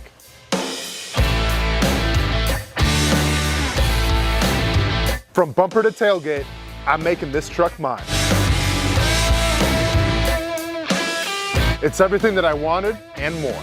From the field to the gym to weekend adventures. This truck's built for my journey. Bozard Built. Customized for your lifestyle, built to exceed your expectations. Check out the inventory and available options at bozardbuilt.com. Unleash your dream ride. Customized, covered, and Bozard approved. Welcome back to the Brent and Austen Show, streaming on the Action Sports Jax 24/7 network. You got this on quick. I just saw this on social media. Fernando Tatis, and I guess Victus is the sponsor here, so we'll help him out because it's pretty creative. This is kind of cool, though. So you got the slow-mo of the bat. Look at that thing. As he signs. It's like a 40-second clip with that bat just doing its thing in the background. And some creative juices flying on the Fernando Tatis spot. F7 in the books, Brent. I thought that was pretty cool. What's that? F7 in the books. F7 in the books. Warning track power. Did that ball go out? Is that a back company? Yeah. Victus? Yeah, they make a lot of the woods. I'm not as familiar with that. They're pretty much, I mean, I don't want to say they're, I don't know if they're specifically woods, but they're not big in like aluminum or high school. That's why. But they have a lot of pull as far as the woods in professional. Okay. Yeah, I didn't know. That makes some sense. But I don't know the wood bat world as well. Plus, Ty's never really been like a bat guy. Like, he's not always asking for bats. So, not really sure what the latest and greatest and hottest thing is out there. Did you see this other story? And I think I just saw this by On3, so I'm assuming it's correct. That like Texas A&M just signed some 15-year, $500 million like NIL support deal, which will bump their dollars from like $18 million to $34 million a year. That's crazy. I don't even know what the thing is. It's like a multimedia deal with a place I never even heard of them. Playfly but it's like Sports. $500 million deal. Have you ever heard of that? No. Not at all. Pretty wild. So that's why I was like, is this real? Like, I'm not even sure, but I just saw it. So, and as people know, we'll just say stuff for whatever. we won't verify it, I guess. Hopefully it's not April Fool's Day. No, March 1st is tomorrow, not April 1st, okay? We got to stay away from a show on that day, by the way. All right, hey, look, nice background today. Got away for a bit. Got away this weekend. Kaylee's playing down here in Fort Myers, so we're going to be here tomorrow. Still putting on a show. Programming note, Monday there will not be a show. Be traveling, and so will Austin, and so I think will you, or you can't do a show on Monday. So we've got a bunch of things going on. So we won't have a show, but I'm going to just let you know on the Action Sports Jax 24/7 network, I think for the folks that follow the Jags coverage, at 10 o'clock and 11 o'clock specifically, if you watch on actionsportsjax.com, not on the social media side, you got to watch on the actual streaming network side, which is actionsportsjax.com, Action News Jax on the app, Action News Jax now on your smart TV. If you watch from 10 to about noon specifically, there will be a lot of Liam Coen and James Gladstone kind of rewind, if you will, of the last month. So I think you'll find if you want to catch up on everything, it'll be a good opportunity to do that 10 to 12. And still kind of figuring out what we put in that 12 o'clock window, but there'll probably be some Jags-related content there as well. So then we'll be back at it on Tuesday, hopefully coming off an Austin fight win, which is tomorrow night about 6:30 Eastern time. Austin fights Mario Pinto in Las Vegas. So his next fight in the UFC. And check that one out at 6:30. Hopefully we get a win with Austin Lane. There's been a lot going on really the last forever, but this week, and I wanted to bring this up, Hamby, because you're like in wedding mode right now, right? Which means you have commitments to some things that you probably really don't want to go to.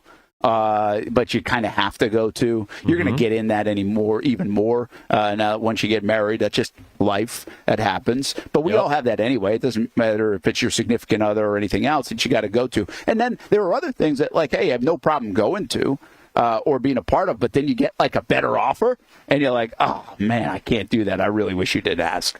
Well, that happened to me this week. So Monday, we got the press conference. We have a show anyway, 10 to 1, but we got a press conference at 11 o'clock on Monday, right in the middle of the show, and then we're going to Indianapolis for the Combine. And on Sunday afternoon, my buddy Martin Buckley calls me from Palm Beach Autographs, and I call him America's Guest now. Martin knows everybody, right? Well, he texts me, and he's like, hey, we had a late cancellation. I got a fourth if you want to play golf with us tomorrow. Sure, well, where are you playing? Pablo Creek. And if you don't know what Pablo Creek in town is, it's like the most exclusive golf course there is. So it's hard to get on. You don't play very often. So he's like, hey, tomorrow, 11 o'clock, can you play? And I'm like, no, you jerk. Thanks for asking. You know that we do the show, Martin. I know. He wasn't thinking that way. And by the way, if it was like next Monday, I might be like, hey, dudes, do the show. I'll see you. I'm going to go play golf at Pablo. Like, that's just one of those, like, get asked a lot to go play at Pablo Creek, right? And I have played there, fortunately. It was about a decade ago that I played there. And so anyway, it got me thinking, Hamby. I'm like, is there something out there that you've been, like, invited to? And you're like, I can't do it. Like, I really want to go, but I can't go. And, man, doesn't that suck when that happens? It does. I had a tough time, actually. I feel like this happens to me often. Come up with anything. I feel like this happens to me often where I'm like, I got this obligation or I got that, or I just can't go. I feel like I was invited to a lot of different games, football games over the last football season, and I didn't go to many because I just had a ton of stuff going on. But not one particular came to mind. I've found a unique ability to weasel my way into stuff and still make everything work so far. Now, like you said, coming on a different stage of life, that's probably going to take a turn where we got other people to account for. But there have definitely been some trips, some Colorado trips, also where I just don't have I just can't take the day, just can't take, the Monday, Tuesday or whatever to go out there for 4 days.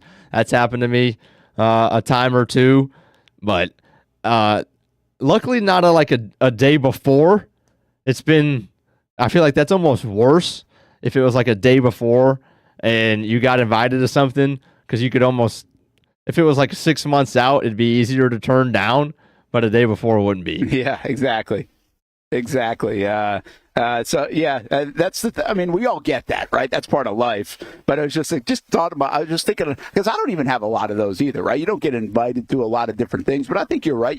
Maybe somebody's got tickets to a really good game or got sweet tickets to the Jags or a concert, and you're like, oh man, that'd be awesome. I can't believe I had to say no.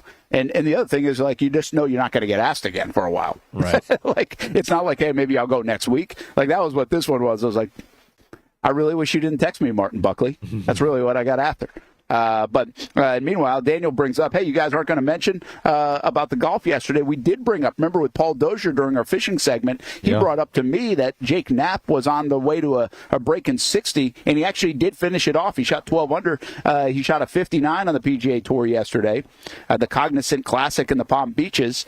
It's the 15th time someone's broken 60. Really? On the PGA Tour. It feels like it happens a lot more now. Yeah. That used to be, like 3 people had done it. when David Duval did it and everybody else, and then Furyk did it, and then he did it again with a 58, which is crazy. And now people seem to flirt with that a little bit more with all the length there is out on the golf courses. And Daniel also brings up, and I did not see this one until you just mentioned it to me, so thanks for sharing. But on the DP World Tour, the European Tour, Dale Whitnell, he had 2 hole-in-ones in the same round. Huh. 2 of them. That's nuts in competition. The chances of that have to be just insane happening. And I always think about this. Like, if somebody hits a hole-in-one, they don't care what they shoot in that round usually. It's like, okay, we got a hole-in-one. But I see oftentimes, like, when people do shoot a hole-in-one, it's not like they had the best round of their life.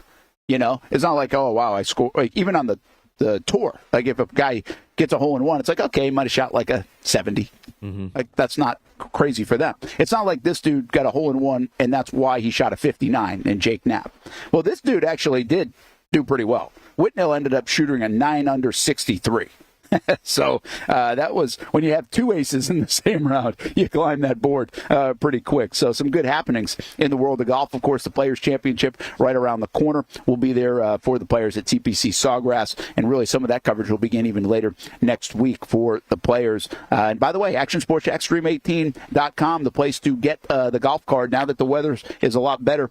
Go play some golf with your buddies. You can't find a better deal than the Dream 18 card. It's $49. You can play a bunch of different courses. You can only use them once each time at the course, but trust me, the way tee times are and the way greens fees are, it's a heck of a value, and also has discounts to Palm Beach Autographs, also a free shirt at Baker Sports, free hat at Dome Hats, also a free round of mini golf at Top Golf, and one more thing I'm missing. Oh, Smoothie King. You get a free smoothie at Smoothie King. So the value on that card is tremendous if you're looking for a birthday gift or some other gift, or just go buy it for you. $49, that's it. Some of the proceeds, of course, go to our Action Sports Jax Stream 18 charities, St. Michael Soldiers, North Florida Junior Golf Foundation, and we'll have another golf tournament coming up in September. But check it out, Action Sports Jax, Dream18.com. All right, let's finish up some of this sound, Hamby. Let's rip through this. So at the noon hour, we can get into Trevor Lawrence and Daniel Griffiths' article. I want to do that. And I also want to, don't let me forget, but I want to go back. I tweeted something last week. This is how crazy the week has been. I tweeted something on Friday after James Gladstone was hired. And I was really surprised to see all the response and the way it transpired. Like, I was just having some fun with the tweet, and it ended up being like an interesting almost study in how we disseminate information or how Jags fans get information. It's got to do with Yardline Yoda a little bit, so we'll talk about that before the end of the show if I don't forget. But first, let's get back to some of the sound from Gladstone and Coen and things that stood out this week. What do you have? This is an interesting one. I think it's one of those that Coen is trying to guess, in a sense, how he's going to do it. But one of the concerns is a first-time head coach who's also calling the plays, right? And we've talked about, the time management, the game management, how Nathaniel Hackett was one side of the spectrum that we want to be, and we want Liam Coen to be on the total opposite side of. It's not easy just because they've never done it before. And the guy's never been a head coach. And on top of that, he's got to call plays. So he was asked about how he thinks he'll be able to handle that on Tuesday. Time management. I think just being really disciplined with time management, sticking to a schedule while still obviously allowing myself to be a little bit fluid and knowing where we're going to have to maybe pivot with time. I think this past year in Tampa was a result in a lot of ways of I was the most organized I'd ever been as a coach, right? Like stuck to a schedule, our mode of operation throughout the off season, in season. It wasn't like a mad scramble all the time. And I'd been a part of that at different stops. I think that's going to be something that's critical to, okay, how much am I involved in getting in the defensive meeting room, special teams, while also still knowing that I got to go call plays on Sunday. All right, Brent, how many, look, okay, hold on. I think that we're going to have to do a counter, like a ticker almost, on a couple of phrases. Mode of operation might be in the lead if we had already started this.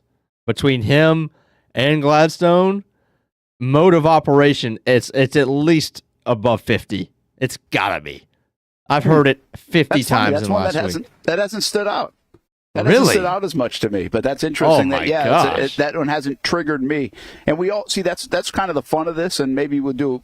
I kind of put that out there today too, but we could even continue this as we go along. Like, which buzz things do stand out to you? And that one hasn't hit my ears as much as other ones, like rooted and intangibly rich and those kind of things. And there are a lot of them right now. I like the connective tissue. Connective tissue is a good one. Connective tissue is an interesting. There's a part of me that if you really wanted to be cynical of the way they do talk, and that's not me usually, right? I'm sunshine and rainbows guy, and I'm cool with it because I also believe in a lot of this stuff. I think I'm okay with those leadership books or whatever else. I think some of those things are real deal that can help people, and some consume it differently, and some practice it differently, and that's fine. But if you read and see enough of those things, you'll gravitate towards something. All right, and there's a reason why leadership at the highest level leans on some of those things because they're practices that have worked. But I think if you wanted to be cynical, you could say, especially Gladstone, that he almost takes phrases from like leadership podcasts to the next level. Right? And connective tissue is one that really, that is not a football dialogue. Nope. That's the phrase. Librarian coming out right there. That's a little bit of that. I mean, maybe it's got a little bit of sportsy but even coaches you wouldn't say it that way, right? You'd say it a different way. And so I'm not saying it's wrong. It's just an interesting one where you could be like, I mean, which book did he grab that one from? Right? Like, which podcast did he get that one? There's a little bit of that going on where it almost just feels like he's very well trained from an executive standpoint, which I think also should be a positive thing.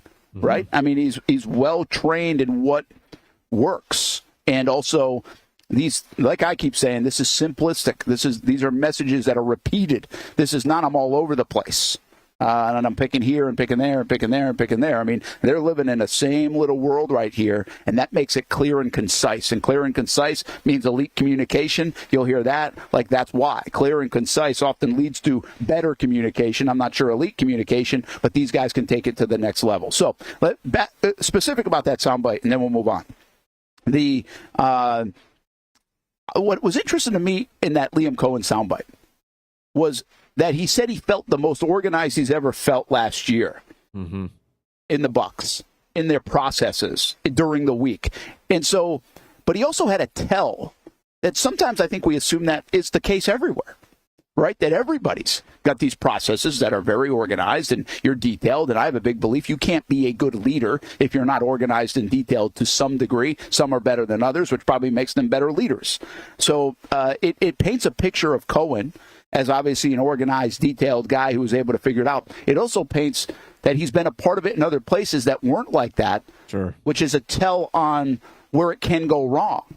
And so you think, hey, there's 32 teams or these elite college teams in the SEC or wherever he's been, and it's like, well, it's always this way. No, it's not always this way. And then when it's not always this way reminds me of like Urban, right? Urban was a mess. I mean, there were stories of Urban where it was like, they would come in with the game plan idea. They'd put it together Monday, Tuesday. They'd start to practice it and rehearse it on Wednesday. And by Wednesday night, he had seen something, heard something, felt something different. And on Thursday, they were repracticing what they practiced on Wednesday instead of moving on to the red zone or third downs or whatever else because he was doing it different.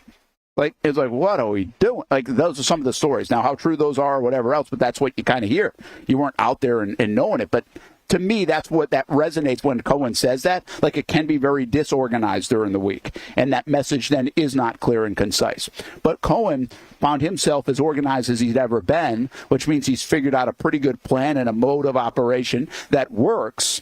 But it also shows me one last thing, Hamby, is he was working his way to being a head coach. Yeah. He had hit a point where it was like, okay, this is what I'm going to need to do if I'm going to be a head coach. Not just for the Bucs, but for the bigger picture of this thing at some point, whether it's this year or in upcoming years. So I thought there was some significance in that soundbite, not necessarily on just the play calling and the coaching, which I do think, until we see this on a Sunday, is still a question. How can you handle all the stuff of the week, all the different things that you have to do compared to being a play caller only? And then how do you operate on a Sunday when the bullets are flying and things are moving fast and you've got the call sheet, but you also got the challenge flag and you've got timeouts and you got a feel of a game and when to go for it and when to kick it and when to punt it and all those things. Don't tell me that's easy. Mm-hmm. That's not easy, and especially as a first-timer. And I think there are going to be some mistakes. I think the hope is that they are subtle mistakes that we don't see, and they're not the eye-popping mistakes that the world saw, unlike Nathaniel Hackett for the Denver Broncos, right? I mean, that's the tragic part of it, that you don't want that. That's the worst end of the spectrum, that we see it like that, and we know 3-4 weeks in, like, uh-oh. You don't want that. And I'm not predicting that. I'm just saying I think we should acknowledge that is not an easy thing. That is a transition for a coach to be able to handle all that and handle it well. So we'll see if he's able to do that. What else you got? All right, I got one more for you.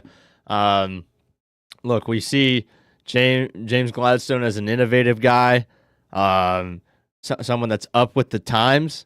Well, we talked about the revolution of the NFL and the way that it's going, and so I think this will give some valuable and helpful insight on where his mind's at as the NFL continues to evolve.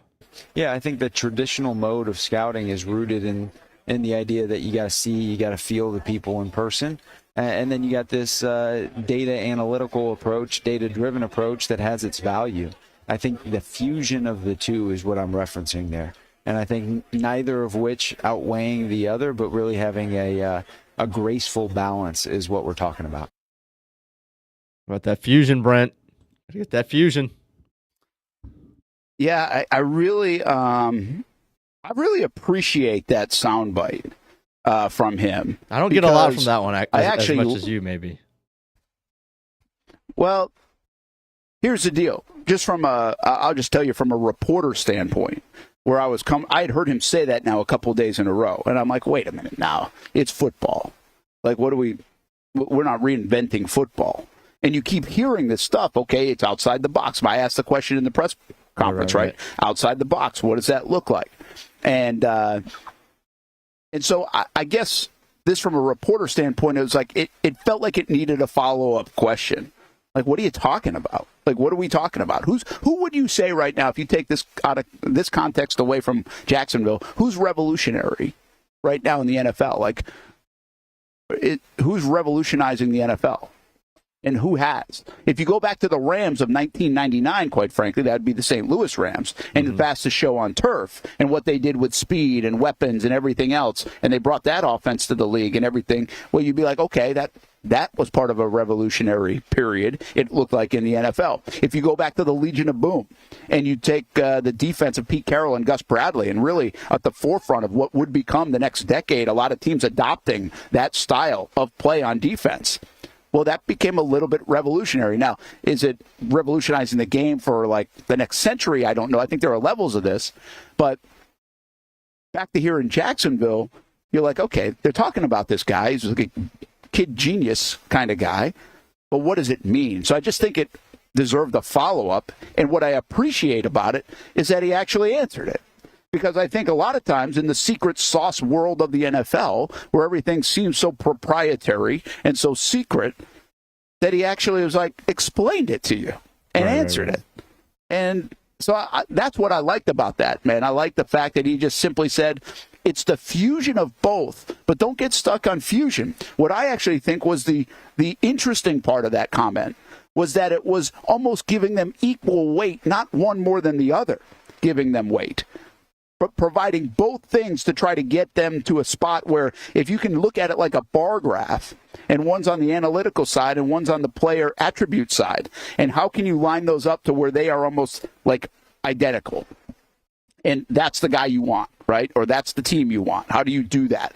And will it look like that? Can you do that? Like, those are interesting other questions that we'll find out. But I thought there was a lot to that answer in terms of, I mean, you're going to throw revolutionary world. That's revolutionizing is a big word, is my point. Like, that's not just a throwaway word. Mm-hmm. And I guess that's what he was talking about. So now we get to see if they can do it. And I would just simply ask you this way. So to throw that big word around, do the Jags have a revolutionary vision in front office here in Jacksonville? Like, do we know that? Do we think that? I mean, is this going to? Are we going to have? Here's the deal. Here's the answer to that, or another question to that.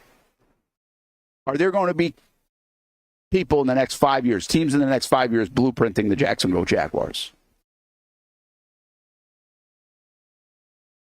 Tough for me to say yes to that. That just seems so far from everything I'm used to. Maybe that's that bias.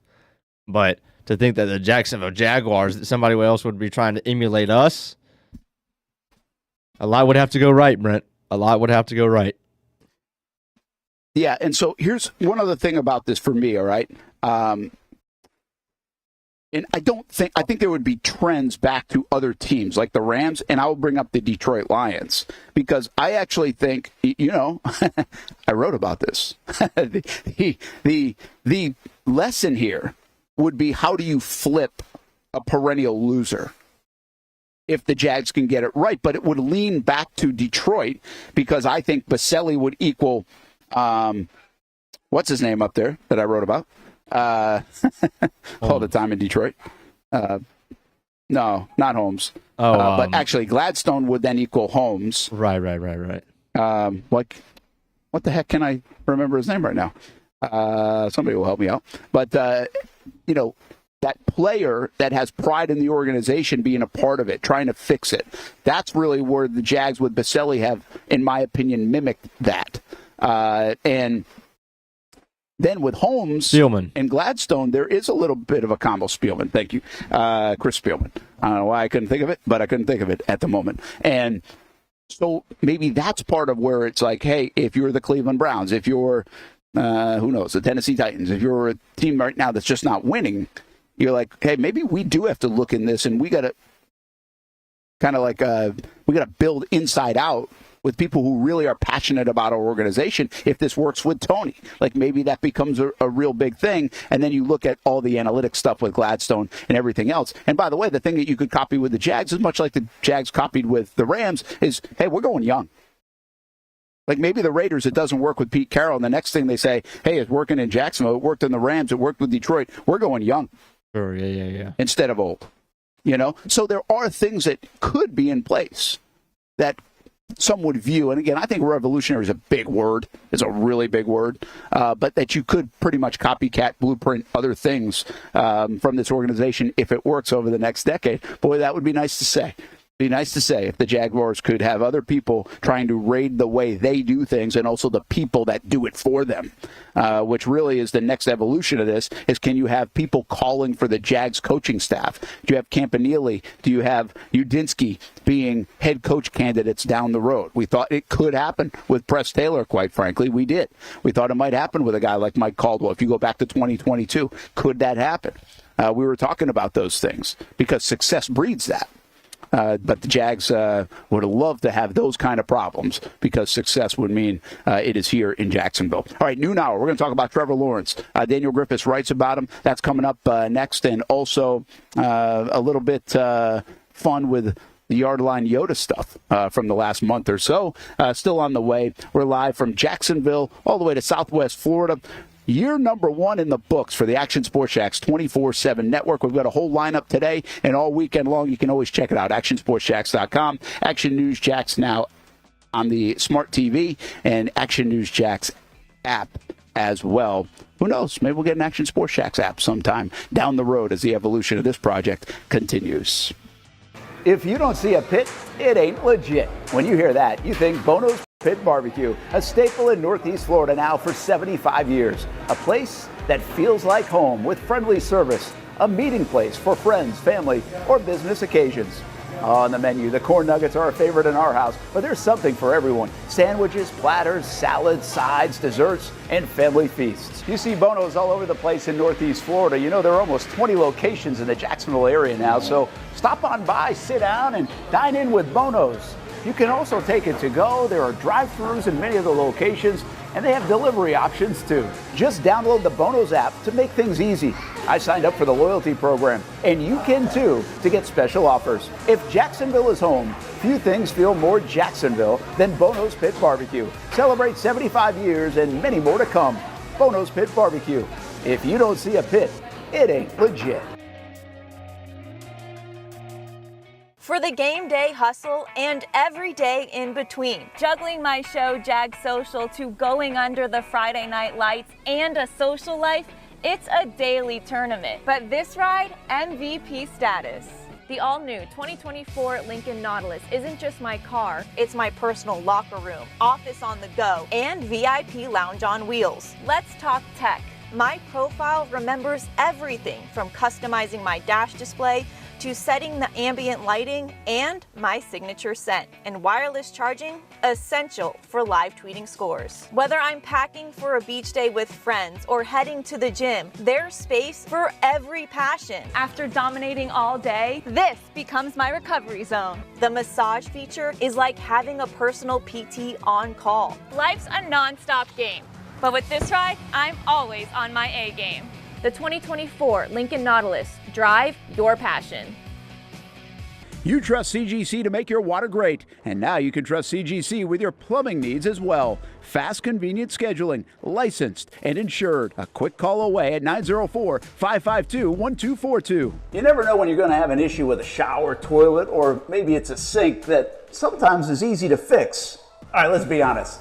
I'm not fixing anything. I'm totally staging this because when I have a plumbing problem, I call CGC Water Treatment and Plumbing. Trained professionals, transparent pricing, customer satisfaction. Small problem or even a bigger issue. Right now, you can take 10% off any water heater. The experts with 25 years of experience at CGC Water Treatment and Plumbing can do it all. Call 904-552-1242 or visit cgcwater.com. For a limited time, CGC is waiving the trip charge on all related plumbing calls.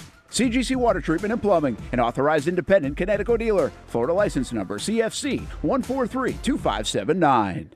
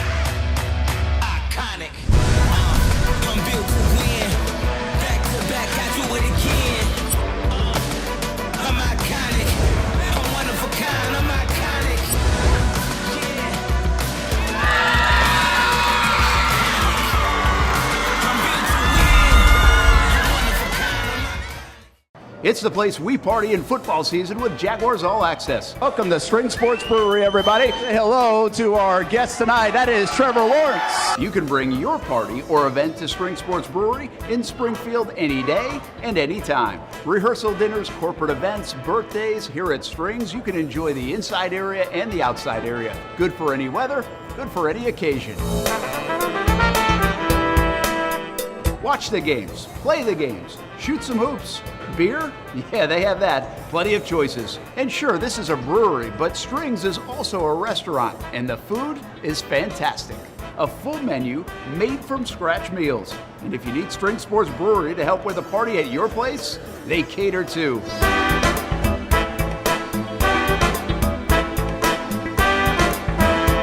Family, beer, food, sports. Spring Sports Brewery in Springfield. Welcome back to the Brent and Austen Show, streaming on the Action Sports Jax 24/7 network. All right, here's a lot to dissect now. This is Daniel Griffiths, who got his name right this time, at Dan D. Griffiths. I hope he doesn't mind that we kid, and I don't think he does. But we love the work that Daniel Griffiths is doing. You can find all of it on ActionSportsJax.com. I mean, if you eat the Jag stuff up, that is, there's content for hours and hours for you right there on Action Sports Jax. And this is just a small glimpse. That left side where you have Action Sports Jax headlines, you can if you keep going, you'll find more articles from Jarian Jones to Brian Thomas to the fourth downs to Tank Bigsby to our interviews with Liam Coen and James Gladstone and more. But a lot of this has been produced by Daniel Griffiths, so we appreciate him doing that, and brings up some interesting conversations, gives us something to talk about, too, here in this offseason, and we'll continue to talk about these different topics. And we got the Trevor Lawrence finally. Brent Martineau here down in Southwest Florida on this Friday. Happy anniversary or birthday to us on the Action Sports Jax 24/7 network. And if you go to actionsportsjax.com, you'll see the network right there. Everything we do, it just pops up on the top of the screen and also gives you a rundown of the schedule of what we offer each and every day. One thing I do want to kind of promote is it's really become like my favorite show on the network that we do is after the game. And we have a new episode out with Coach Mike Boswell, legendary coach, 500-win guy on the baseball diamond. And I think I always say it's one of my favorite reasons it's my favorite show is because I don't do it.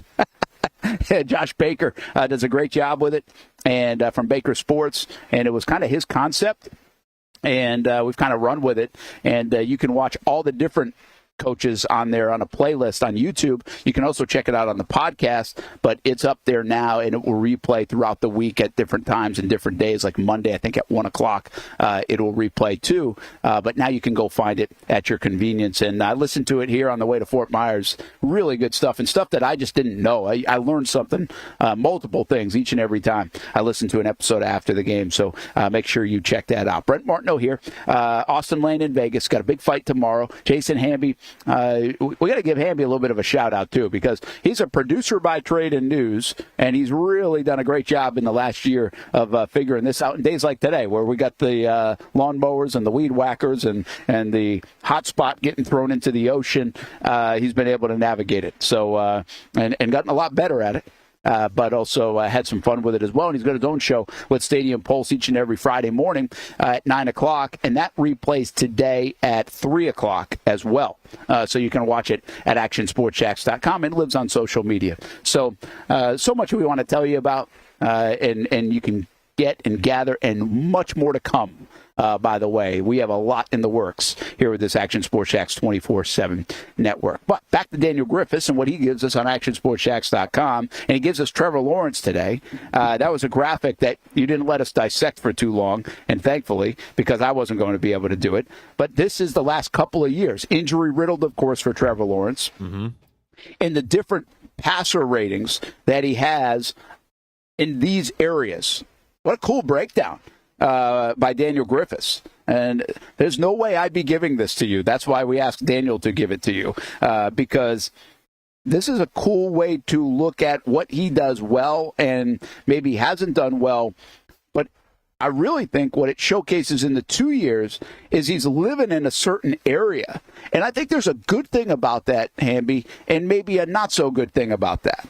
So the not so good thing about that is, like, is it good enough? Like, take all these 79s to 92. Really, it's probably better to take the 84s to 92. Like, you have some outliers, right? You got the 102 dot, you got the 79, 75, 71, 74 dot. And then you've got all these other ones that live in that little pathway of 85 to 95, early 92. And I'm like, well, that ain't good enough, right? I mean, if you're 85, 87, that's your passer rating. Like, we want it approaching 100, and over 100 puts you like an MVP kind of conversation usually. Right. That's the kind of year you're having. So we need to get that higher. We need to get him better in a lot of different categories, raise him up by 5 or 10 rating points. But I think I also take a positive out of this. And this is what we said for a long time with Trevor Lawrence. Sure, you can say that he's going to be generational. We don't know how good he's going to be. But the one thing we really feel confident in is his floor is pretty high. Mm-hmm. And so what this shows me is that, okay, you've got some not so great things against the blitz, but I would say a lot of quarterbacks would have a passer rating in some of these categories that dip down even well below 70. Right. I think. I'm just guessing at that. We don't see that part of the outlier way bad.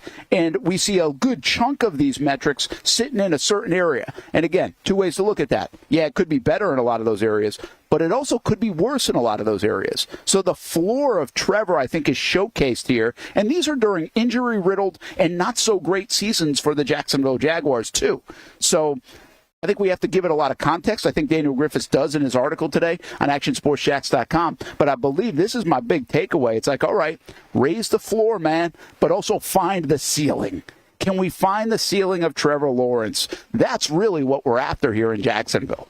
100%. And obviously, passer rating out of a scale of 158.3. So that's why you see the 102.92, which is great, but it's, the fact that we're in the 80s and 90s is be much different on this is if this was on a scale of 100%. So I just want to throw that out there because, passer rating is a weird one. But by these metrics, the best possible passer rating situation for Trevor Lawrence's passer rating is a deep ball where it's off of play action, he's in the pocket, and there's no blitz. Okay, well, that's great. That's great. You've got to hit those. I would assume that for most quarterbacks, it's the same. You have time, you're within the pocket, you're able to step up, there's not heavy pressure, and you find a deep ball and you hit it. All right, obviously, the longer that the pass is, that helps the passer rating in of itself, right? So there's that as well.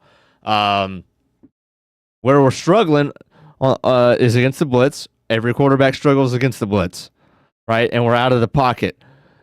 The out of the pocket is the one that I key in on the most of all of these. Because coming out, Trevor's a pocket passer. We get it. But he was also a heavy boot guy. A heavy boot, roll him out, get him out of the pocket, roll him to his right, but he was also a guy that could roll to his left. We saw that time and time again at Clemson where he's able to roll left, set the feet, deliver a dime to the sideline on a deep over or something like that. We have not seen the best of Trevor Lawrence out of the pocket, and it's not even close. There's room to grow in all of these metrics, but especially for me, outside of the pocket, we've got to increase the completion percentage, which Liam Coen has already mentioned. He's already mentioned some of these things.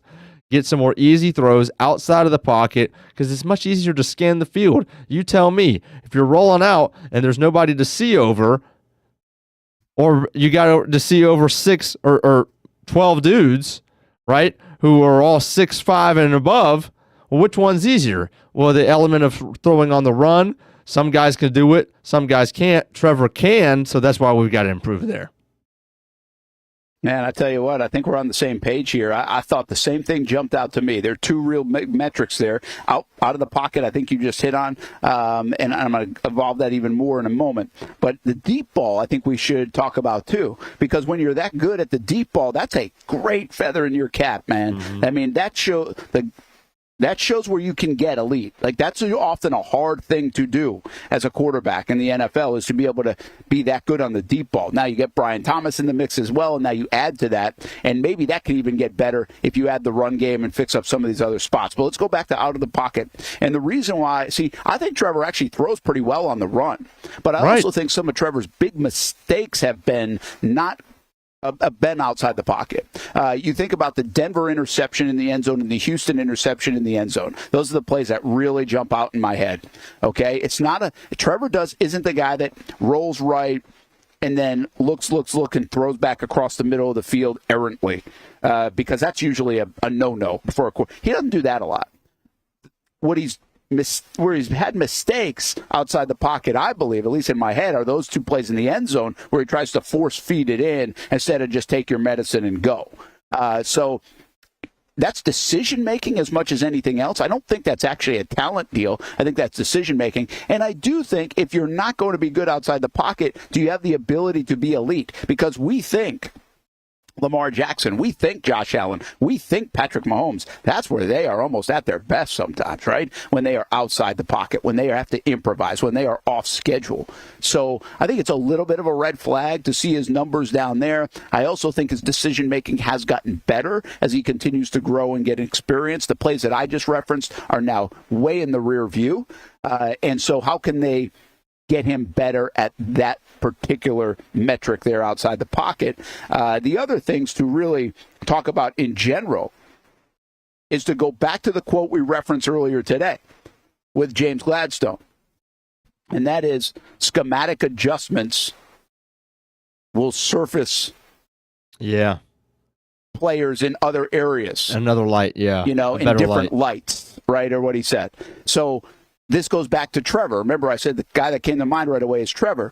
Well, you just said it. I mean, some of these short throws, these easy plays, like he's not hitting layups sometimes. Is that his fault? Is that their fault? Is that the receiver's fault? I don't know, but can they fix that? And then if you even go to play action, another thing, we think the run game is going to automatically be better here in Jacksonville. And if it is, well, he's going to be able to get some more of these easy, quick, no-brainer kind of plays, layups that we would call them. And Liam Coen, again, acknowledged that a couple of different times this week where he said, we got to make things easy. We got to do less drop-back passing, right? We got to have these easy layups to get our quarterback in a rhythm and make life better for him. So, again, can Coen accentuate that? Can the scheme adjustments accentuate that? Do they automatically lift Trevor Lawrence up in some of these categories, I think is what we're asking, and I think it's a fair question.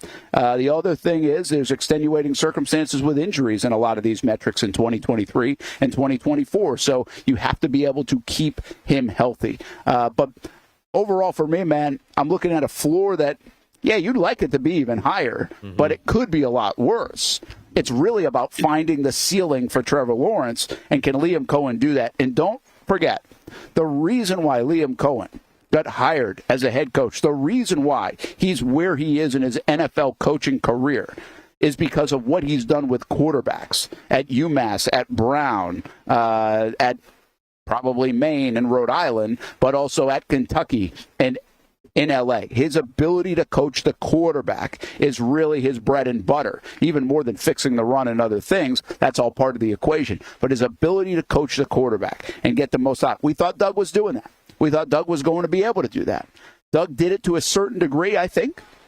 But we even asked the question last year a bunch of times, do you have to sometimes hand it off to another guy that can elevate it even more?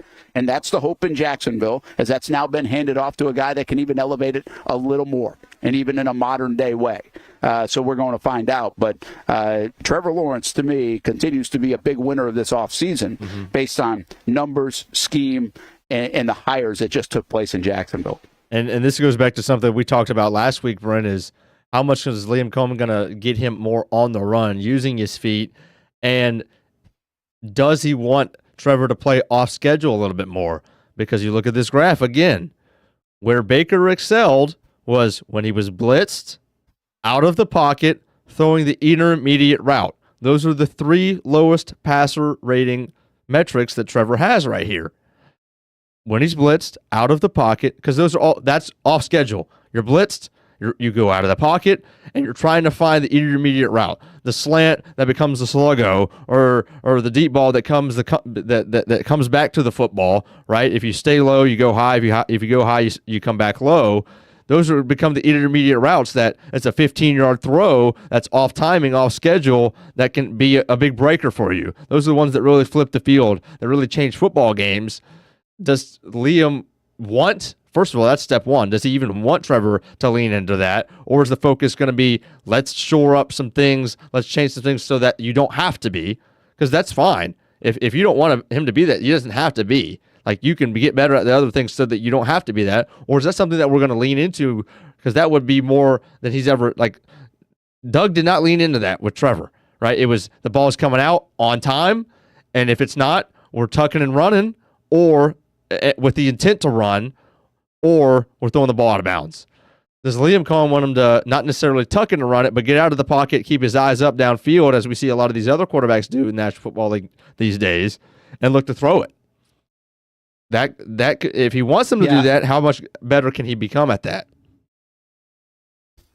Yeah, I think there are just a lot of areas. I think a lot of this is almost a domino effect, right? You get Trevor comfortable, you protect the dish, right? You do those things. You breed confidence and trust in what is going on, because I really think overall in his career, if there is one thing I would say about Trevor Lawrence, I think he's had a lack of trust.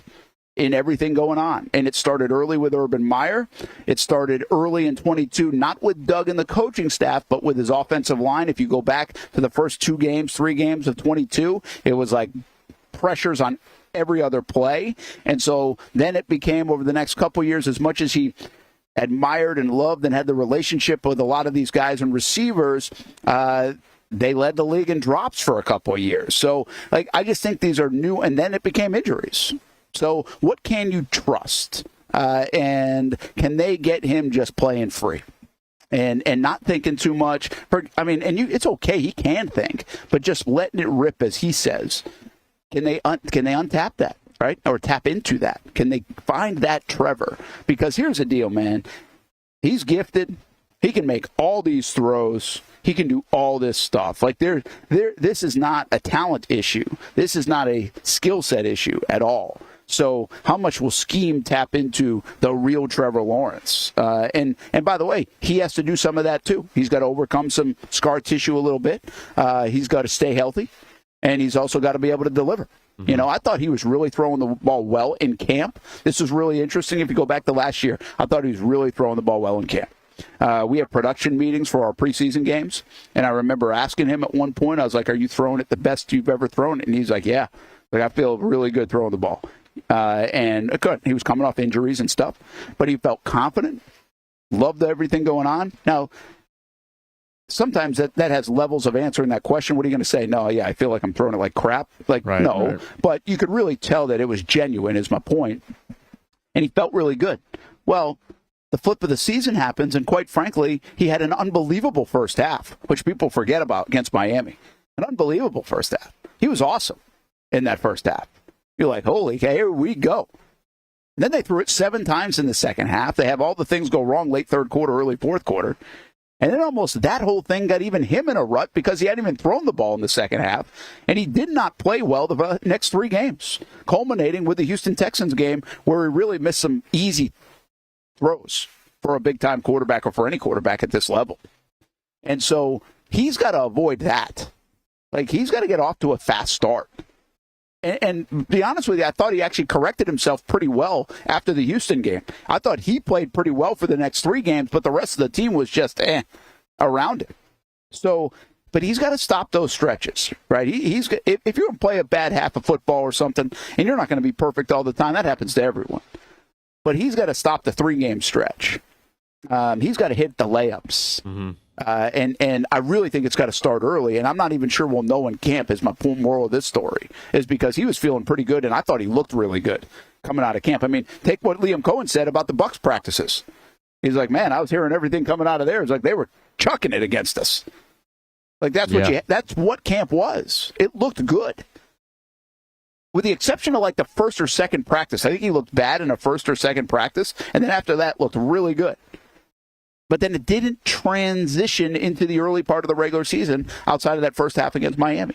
I don't know why that is, but I think they have to avoid. I think this team, Trevor, this offense, they need to get off to a fast start. And I think Liam Coen recognized that too. One of the reasons why he wanted the staff built the way it is, so they can all talk the same language, know the same language, be able to educate, communicate that to Trevor and this offense as quickly as possible. Like, that was a real deal thing for this finding of the coaching staff, so they can hit the ground running. Will that lead to early success in 2025? We'll find out. But this team can really use some good mojo early in the year. Mm-hmm. And this quarterback could really use some good things happening early on, because I think once he gets that, he finds stride, it would be a lot like it was in the back end of 22. I think he's a great front runner. I think because he knows he's good. And that sounds like a bad thing to say. I'm not saying it from a bad way. I think great front runner is a good thing. Patrick Mahomes is a great front runner, okay? He's a great front runner.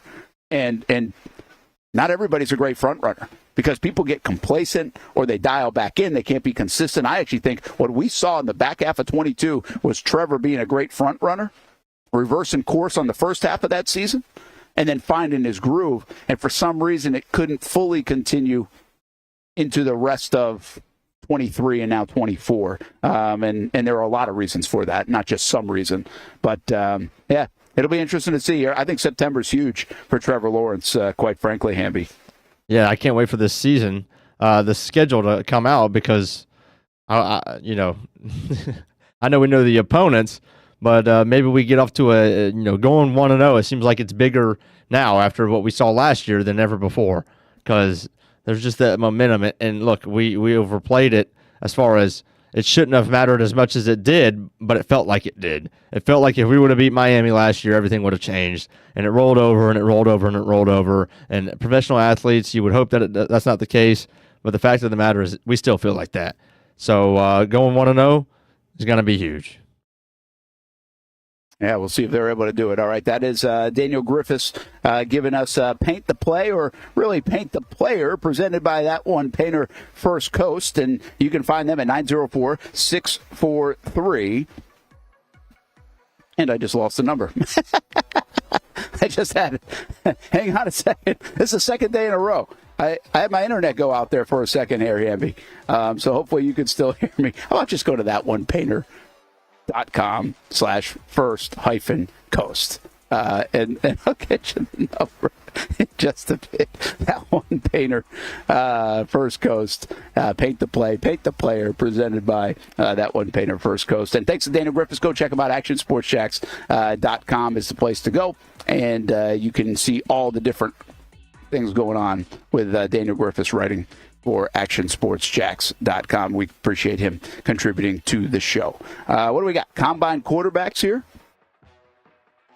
Not throwing Cam Ward, Shedeur Sanders. I know this is always a thing. I don't really care about it that much, but it is interesting that all these other guys are throwing. I don't think this will slide them up or down boards. I do think Jackson Dart is an interesting one. There's a report, by the way, that Quinn Ewers met with the Jacksonville Jaguars. I thought that was kind of interesting. But we'll see what the combine looks like this weekend in Indianapolis. Cam Ward, Shedeur Sanders, the top two guys not throwing, and that has kind of become a thing overall the last decade. It feels like there's no reason for the top two guys in the draft, the way they feel at least, to even do some of the work at the NFL Combine other than interviews and medicals. All right, we'll take a time out. We come back. We got a half hour to go here on a Friday. Hope you're having a good Friday and heading off to a nice weekend in Jacksonville or wherever you are. We will put a bow on this show with, hey, what about the whole Yardline Yoda thing? And the reason I go here is I tweeted something last week after the Gladstone hire, and it was an interesting response that I got for everybody on social media. And so I wanted to talk about it a little bit more when we come back. We'll go over some of that and a couple other loose ends here on the show, on the Brent Austen Show on the Action Sports Jax 24/7 network. The Tom Bush family of dealerships, they've been serving customers in the Jacksonville area for 55 years. They've been your go-to spot to get and stay on the road since 1970, and that's still the case here in 2025 and beyond, even if the cars have changed just a little bit. Check out the sleek line of vehicles of the future. That's right, electric vehicles. Tom Bush offers a full lineup of reliable electric cars with state-of-the-art service facilities. Like the new VinFast, Tom Bush is among the first dealers in the entire country to offer the VinFast, and let me tell you, this thing is sweet. The good folks at Tom Bush have all the info on charging, service, tax credits, and everything you need to keep your EV running smoothly. BMW, Mazda, Volkswagen, Mini, and the newly offered VinFast. There's something for everyone at the Tom Bush family of dealerships. Ready to join the Tom Bush family? Stop by the showroom or check out the inventory online at tombush.com.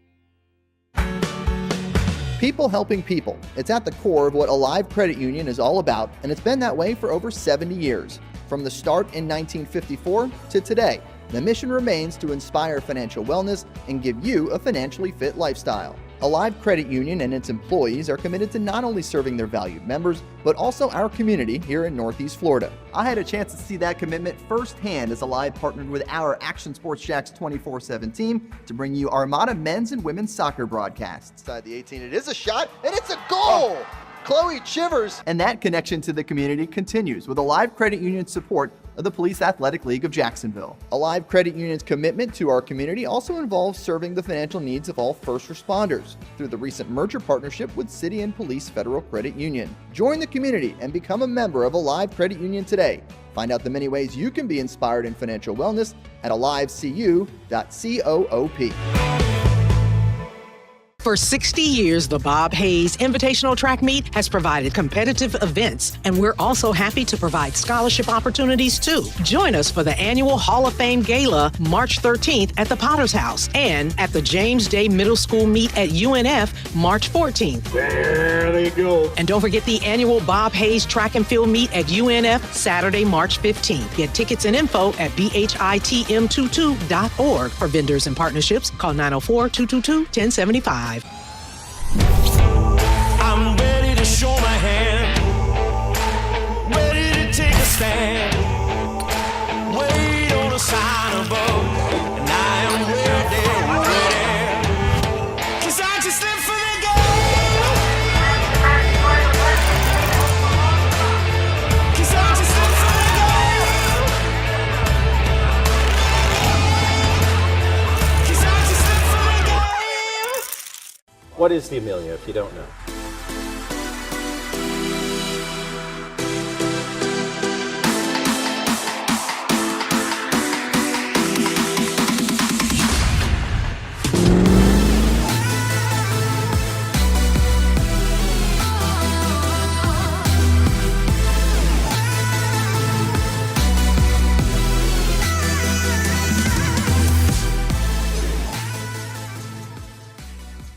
Do you feel it coming? The rumble in your chest, the roar of the crowd. It's an experience you won't forget. The Emily Motor Oil NHLA Gator Nationals are back March 6th through 9th at Gainesville Raceway. It's where anticipation meets asphalt, where you can meet your heroes face to face and feel like a part of the action. Plus, parking and kids under 12 are free with general admission. The Emily Motor Oil NHLA Gator Nationals, March 6th through 9th. Get your tickets today. Just be yourself. Maybe we're talking about being a dad or a mom, a first responder or a teacher. Maybe it's a sports fan. We love those. We're talking about anyone in the Jacksonville community. At Community First Credit Union, just be yourself means being real. When you partner with Community First, it's straightforward. They're people connecting with you so you can be yourself. I've been coming here to Community First for years. This is the Bartram branch, the one I usually come to. And they have mortgage loans, personal loans, and auto loans. And I'm almost done paying off that truck loan. Just a few more months. Good rates, easy online banking, and friendly customer service when I have a question. It's easy to be myself with Community First. They live up to the slogan in their name. Community First has partnerships in the Jacksonville community with the Iceman, the Florida Theater, the Jacksonville Zoo, and many more. Visit one of the Jacksonville branches or find out all you can do with Community First Credit Union at communityfirstfl.org so you can just be yourself. Welcome back to the Brent and Austen Show, streaming on the Action Sports Jax 24/7 network. Oh, best players at the Combine. Who's this courtesy of? Is this That's you? me. That's Jason Hamby's best players? Is this per team that we key on in Stadium Pulse on I see. Friday mornings? I got you. This is good. Why? Explain it a little bit more. Yeah, so these are our 5 schools that we talk about week in and week out. So this is each school's best player at the Combine, and then I ranked them 1 through 5 based off of where I think they would be drafted. Ironically, FSU is only sending 3 guys to the Combine, one being their kicker, Fitzgerald. But this guy, Azariah Thomas, is getting a lot of love. He's a corner. He's, I want to be careful with the draft projections, but, you're getting second to third round type player. Florida's actually sending the second most on this graphic. Them and Miami are sending like 7, 8, 9 kind of guys. But Shamar James really sticks out, linebacker. Florida, they don't have a lot of guys that stick out as far as they don't have any first, second round type guys, but Shamar James maybe a second, third, late second, and then an early third potentially, and they got a lot of guys. UCF has 4, led by R.J. Harvey, the running back, who scored 22 touchdowns last year. Maybe a 4th, 5th type, and then obviously Georgia has 14 guys at the Combine and are expected to have 3 guys in the first round: Mykel Williams, Jalen Walker, Malachi Starks. Obviously, Cam Ward potentially the first overall pick, so had to slot him number 1. Yeah, that makes sense. That's pretty good. I like that. I like what you did there. By the way, let me finish my phone number for that one painter First Coast. We paint the play and paint the player of Trevor Lawrence this day on actionsportsjax.com, presented Daniel Griffiths contributing to that. Of course, 904-643-3025. Now that I can find the number, 904-643-3025. And again, thatonepainter.com/first-coast for all your painting needs in Northeast Jacksonville. There was an odd circumstance last week for me where James Gladstone got hired, and part of the conversation, we knew it was the last interview, got hired kind of quick, you're just having fun with it. All right, cool, what else? And then for some reason, sometimes I'll just tweet something and be like, oh, this will be a fun one to kind of see how people respond. And so I put out there, give me a hit rate for Yardline Yoda. Because Yardline Yoda became a little bit of a thing this offseason. Right. Whoever it is. Kind of like Dilla has done in the past or whatever. It was the latest Dilla. And I even said in my tweet, I was like, it was fun, but there was a lot of thrown against the wall, which was true, right? I mean, there were a lot of things coming out of that account. And so I said, what percentage stuck? And it was really interesting, like right away, that some guys like, why do you care so much? And who cares? It gets the people going. We're to be upset about it. And I was like, who's upset about it? Why are we upset? We've had fun with it on our show, right? So it was just odd. Some of that stuff was odd. I didn't think it was like a negative tweet at all, but people interpret a lot of things differently, and it's always a lesson. Yardline Yoda himself said, I was step-by-step, Brent. I posted when yesterday things changed, right? First and only to post that Gladstone was staying overnight in Jax. Not a reporter, which means I'm not waiting till the very end to post what's already known. I gave step-by-step. And step-by-step changes, and what you hear changes. And so, first of all, this doesn't come from a critical point of view at all. It comes from a reality point of view. And what was pretty interesting, if you continue to read, that was from last Friday, there were like 40 different responses. And it gets into some people really hating on Yardline Yoda and really other people like thanking. And it was an interesting divide. Yeah. It was just kind of fascinating to me to watch it. Okay, and this isn't like thousands and thousands of people commenting, and we don't know how everybody feels, but this is such a social media world, and everybody kind of keeping up with this. People are starving for the latest information. And what I pulled out of it, we come from a journalistic point of view. I remember saying to Dilla years ago, because he had broken some stuff, and I was like, I don't know what it was. I can't remember, but he maybe he'd remember it. Where I like direct message him, like, man, like I knew that, but I can't say that because I don't have another one to back it up. You know what I mean? And so in our world, we've got to usually, I don't know if we even have to do it anymore, but usually you have to back it up with two sources, if you will, right? That's kind of the letter of the law in journalism. Folks on social media, there's no accountability. You can throw whatever you want out there, and that's okay. Like, I've thought this stuff was fun. Like, I've always thought the Dilla stuff was fun. I think this one was fun. And I get it if you're a fan, like being able to grab onto something and run with it. Yeah. We've got to be careful with it. We definitely have to be careful with what we're doing, and we tried to couch that and say that along the way. But it's also kind of interesting, even in this business, this part where you're doing a 3-hour show every day, to talk about it and have some fun with even some of the rumors. That operates different than TV. Like, I can't run with this stuff on TV at all. And I'm not saying we're running with it even here, but it's like, well, what if? You can kind of play the what if on here because we're all kind of talking in a different way than maybe even TV operates. So I just find it fascinating. I don't even know if it's me because it's just the business and how it's morphed and it's changed. And obviously you're in the same thing, Hamby. Right. So I don't know if other people care about it. But what I found is really the moral of it for me was people really don't care how much you throw against the wall. Like if anybody. And sure, it's great to be right sometimes.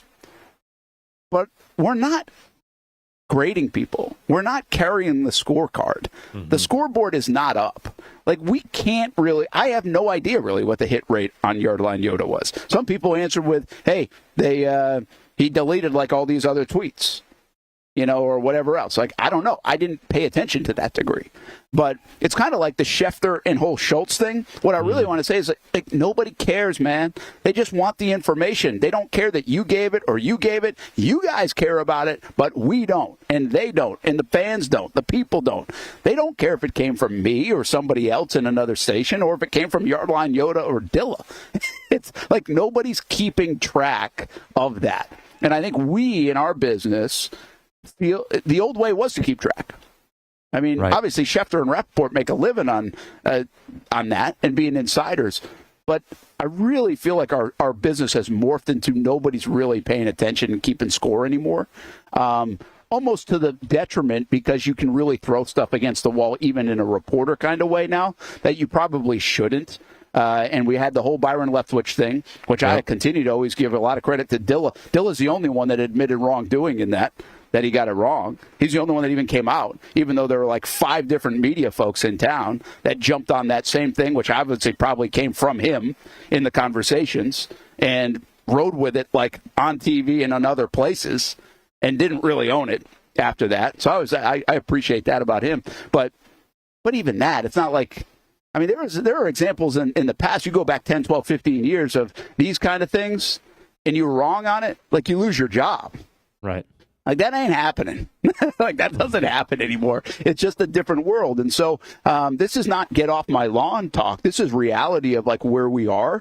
And I really thought when I put that tweet out last week, I was like, wow, this is pretty eye-opening that a lot of folks, like, they really don't care if he got some of it wrong or not. That's cool. He's just getting information, hearing some information, putting it out there, and people are really like the fact that there's some information on a day-to-day basis. Now, again, it's our job to filter out or check on things, what's right, what's wrong, or what we're going to disseminate along the way. Those are two different things, and I'm cool with it. I just thought it was kind of cool that the people, a lot of responses were like, yeah, just give us something to chew on, man. Right. Like, just give us something to chew on, even if it's not fully right. At least we get to ride with it for a little bit. And it shows you how that we're so football thirsty, right? And especially when things are moving and shaking over the last month and a half here in Jacksonville, people are locked into it, which is also very cool. So wild, it's a wild thing. I didn't have time to even talk about it after I put that out Friday, but I just thought it was a pretty wild experiment that wasn't even intended to be an experiment on my part. Mm-hmm. Yeah, it's kind of been weird for me in a sense, because I think it's fun too. Like, I like it. I, as somebody who I think would kind of assimilate with the football starved, like, when I see something that he's put out, like, I want to see it. And more often than not, before I even see it on my own Twitter, it's been sent in my friends group chat. Like, one of my buddies has sent it because they're hanging on to it too. Like, it's just the reality of like, that's just the facts. Like, there's something to talk about, because when we go 3 weeks, 4 weeks on a GM search, and it seems like, holy cow, is anything even happening? Well, to hear that there's leans this way, or this happened, or even as, James Gladstone staying overnight, that's a nugget. Like, that's a nugget. And each individual weighs how much they put into it. Like, there's never going to be a point where I take 100% of this is locked in until it's locked in. Like, you have to be careful yourself. That doesn't mean that, the guy's not worthy of following, right? Just because you got to actually wait a little bit longer to get a full 100% confirmation, like, he's giving you stuff. So I think it's a lot of fun. Obviously, I know as someone with a journalism degree, there's a little bit of a different code. So it's been fun. It's almost been like it's my first kind of ring of, seeing something where, I couldn't go out there and put it, but I sure as heck can be entertained by it and throw it in a group chat and talk about it for a little bit. And as long as you think that that's the goal of it, it's a win. That's my thing. This is a win for everybody, in my opinion. I get you might have a different there are other people that, but like, where's the wrong in this? if the guy is if the guy is claiming that he is 100% accurate on first reporting every time, then that's different. But he claims, right, that he's step by step, meaning, you know, he has some, but if it changes, then he says that it changes, and you can kind of go back through it, right? And there's proof in that. So I just think that it's a win all the way across the board, and it's fun. Like, the offseason is long, guys. The offseason is long, okay? We can't go back and roll back week 3 game tape and break it down at this point. You're not going to watch it. I'm going to snooze through it, and I don't want to go back through it to begin with. But if you're going to have a little bit of a, you know, of a flyer here or there, I'm tuning in. I want to see it. Yeah, it's an interesting deal. Like, listen, I don't know. Let's just, with my background, what we do, I'm not necessarily sitting here and endorsing, hey, everybody just start throwing stuff against the wall, right? Like, I'm not necessarily saying that, but there's some information there they were tied into. And like Brent's about to reveal, he is Caroline Yoda. No, I'm not. I am not. That would be pretty wild to do, though. I do think it would be kind of fun if you did have a lot of that information and set up that second channel. And just start throwing stuff like that and not have to work under the journalistic umbrella, which would be kind of cool. But yeah, I don't know if I'm sitting here and endorsing everybody to do it. I just think, like you just said, to me it is fun. And really the lesson, I don't know about a lesson learned, but I just thought it was an interesting feedback. That's like, hey, we like to have a little something to chew on. The diehard fans. Again, I always say this. People on social media, it's a percentage. I don't even know what the percentage is, but obviously we think it's a good percentage. We do our show there and interact all the time, and we really use it as a tool and a place to go with our brand and our show and all these other things. So you're not going to get me hating on social media.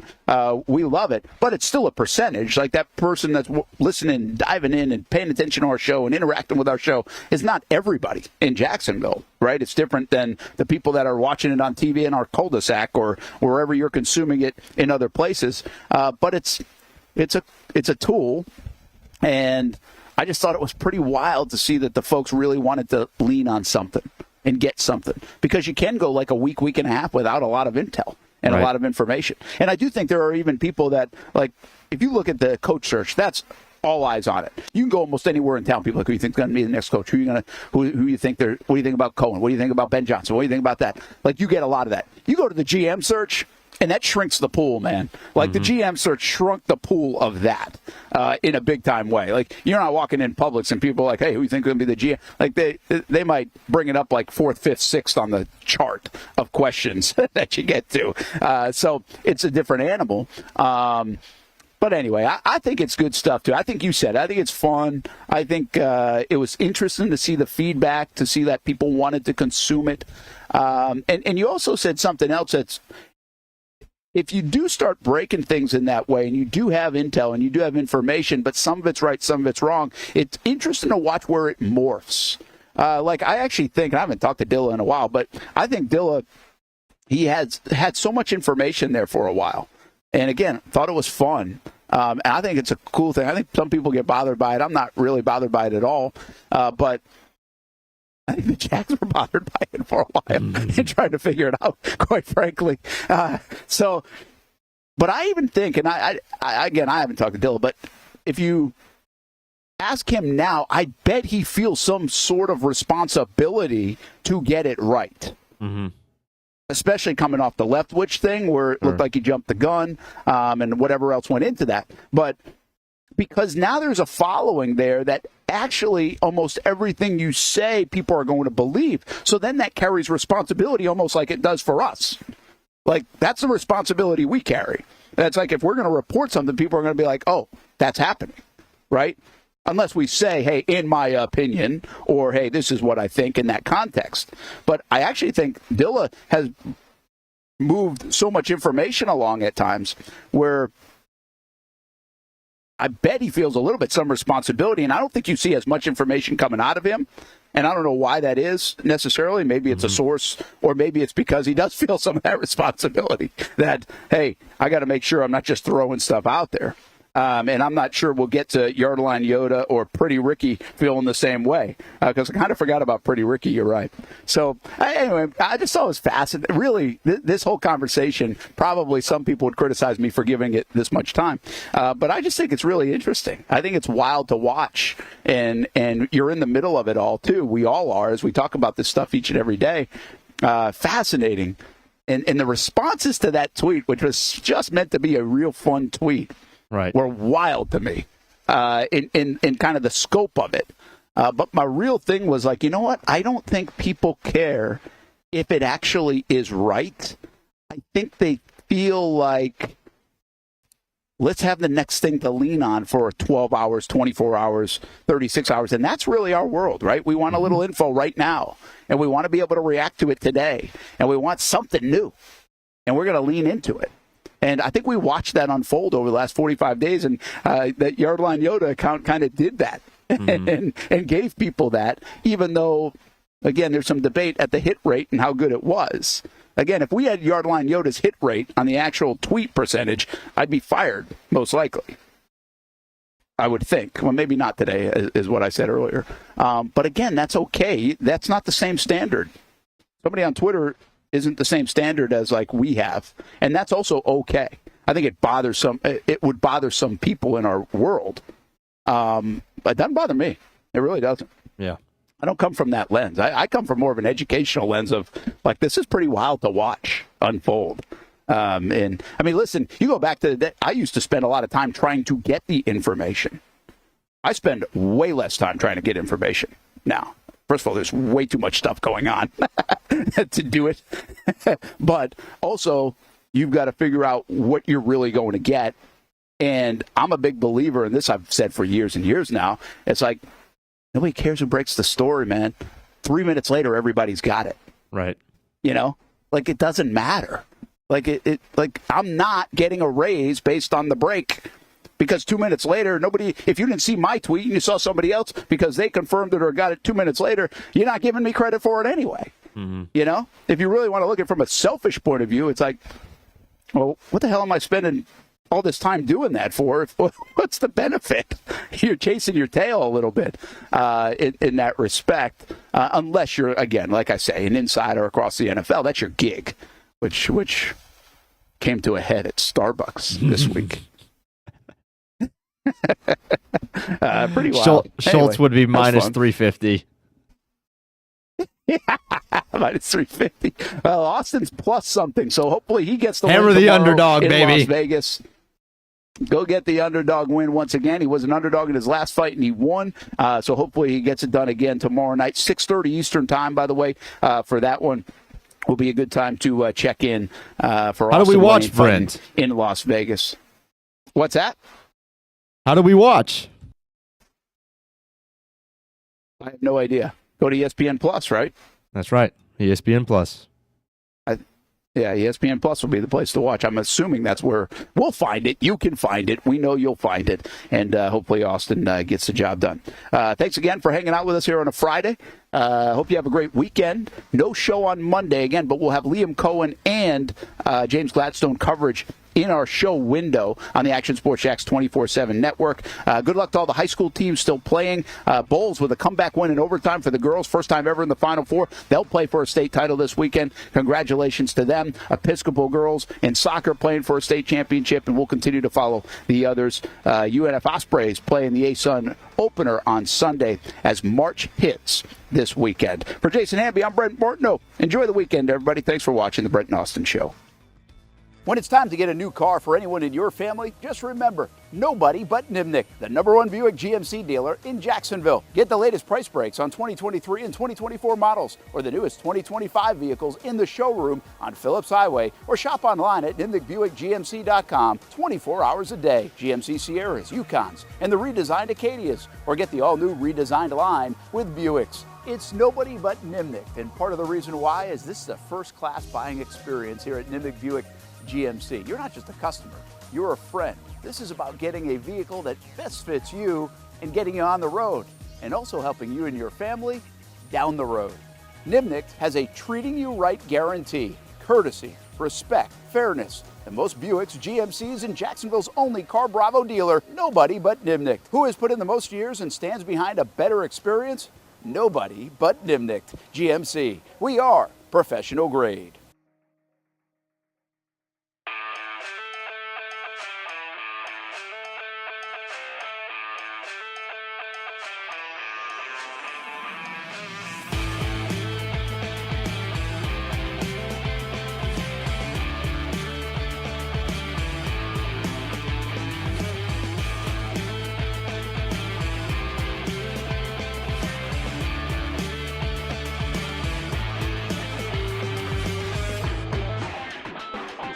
I've been telling you about CGC Water Treatment and Plumbing for a long time now. Their drinking water systems remove up to 99% of contaminants. We've had a Connecticut water softener and drinking water system in our home for more than 7 years. You can see the difference whether you're washing clothes, the dishes, or what I like to do most, fill this up for some coffee every morning and mostly all day. Remember, if you're not filtering your water, you are the filter. Don't be the filter. Right now, you can save $500 on a Connecticut Premier Softener and get a free Connect Salt Monitor with purchase. The experts at CGC Water Treatment and Plumbing will test your water for free and determine your water score. Don't know your water score? CGC will find out and recommend the appropriate Connecticut water treatment solutions so you can improve it. Call 904-552-1242 or visit cgcwater.com. Ask about our 90-day love it or leave it guarantee. CGC Water Treatment and Plumbing, an authorized independent Connecticut dealer. Florida license number CFC 1432579. The rhythm of my heart is beating like a drum, with we are more rolling off our tongues.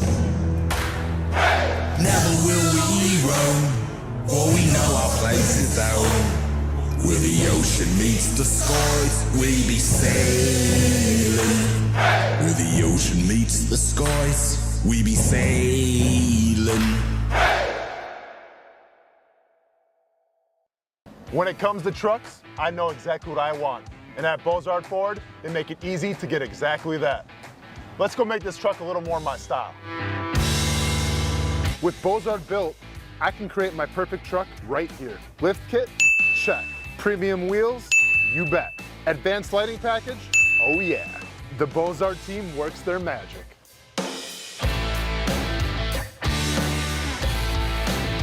From bumper to tailgate, I'm making this truck mine. It's everything that I wanted and more. From the field to the gym to weekend adventures. This truck's built for my journey. Bozard Built. Customized for your lifestyle, built to exceed your expectations. Check out the inventory and available options at bozardbuilt.com. Unleash your dream ride. Customized, covered, and Bozard approved.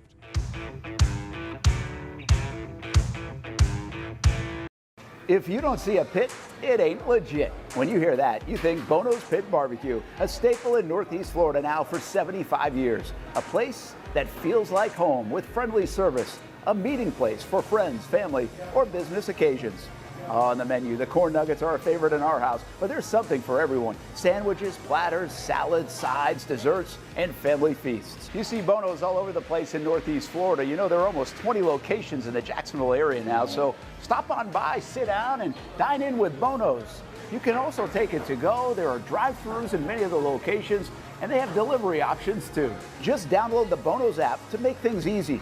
I signed up for the loyalty program, and you can too, to get special offers. If Jacksonville is home, few things feel more Jacksonville than Bono's Pit Barbecue. Celebrate 75 years and many more to come. Bono's Pit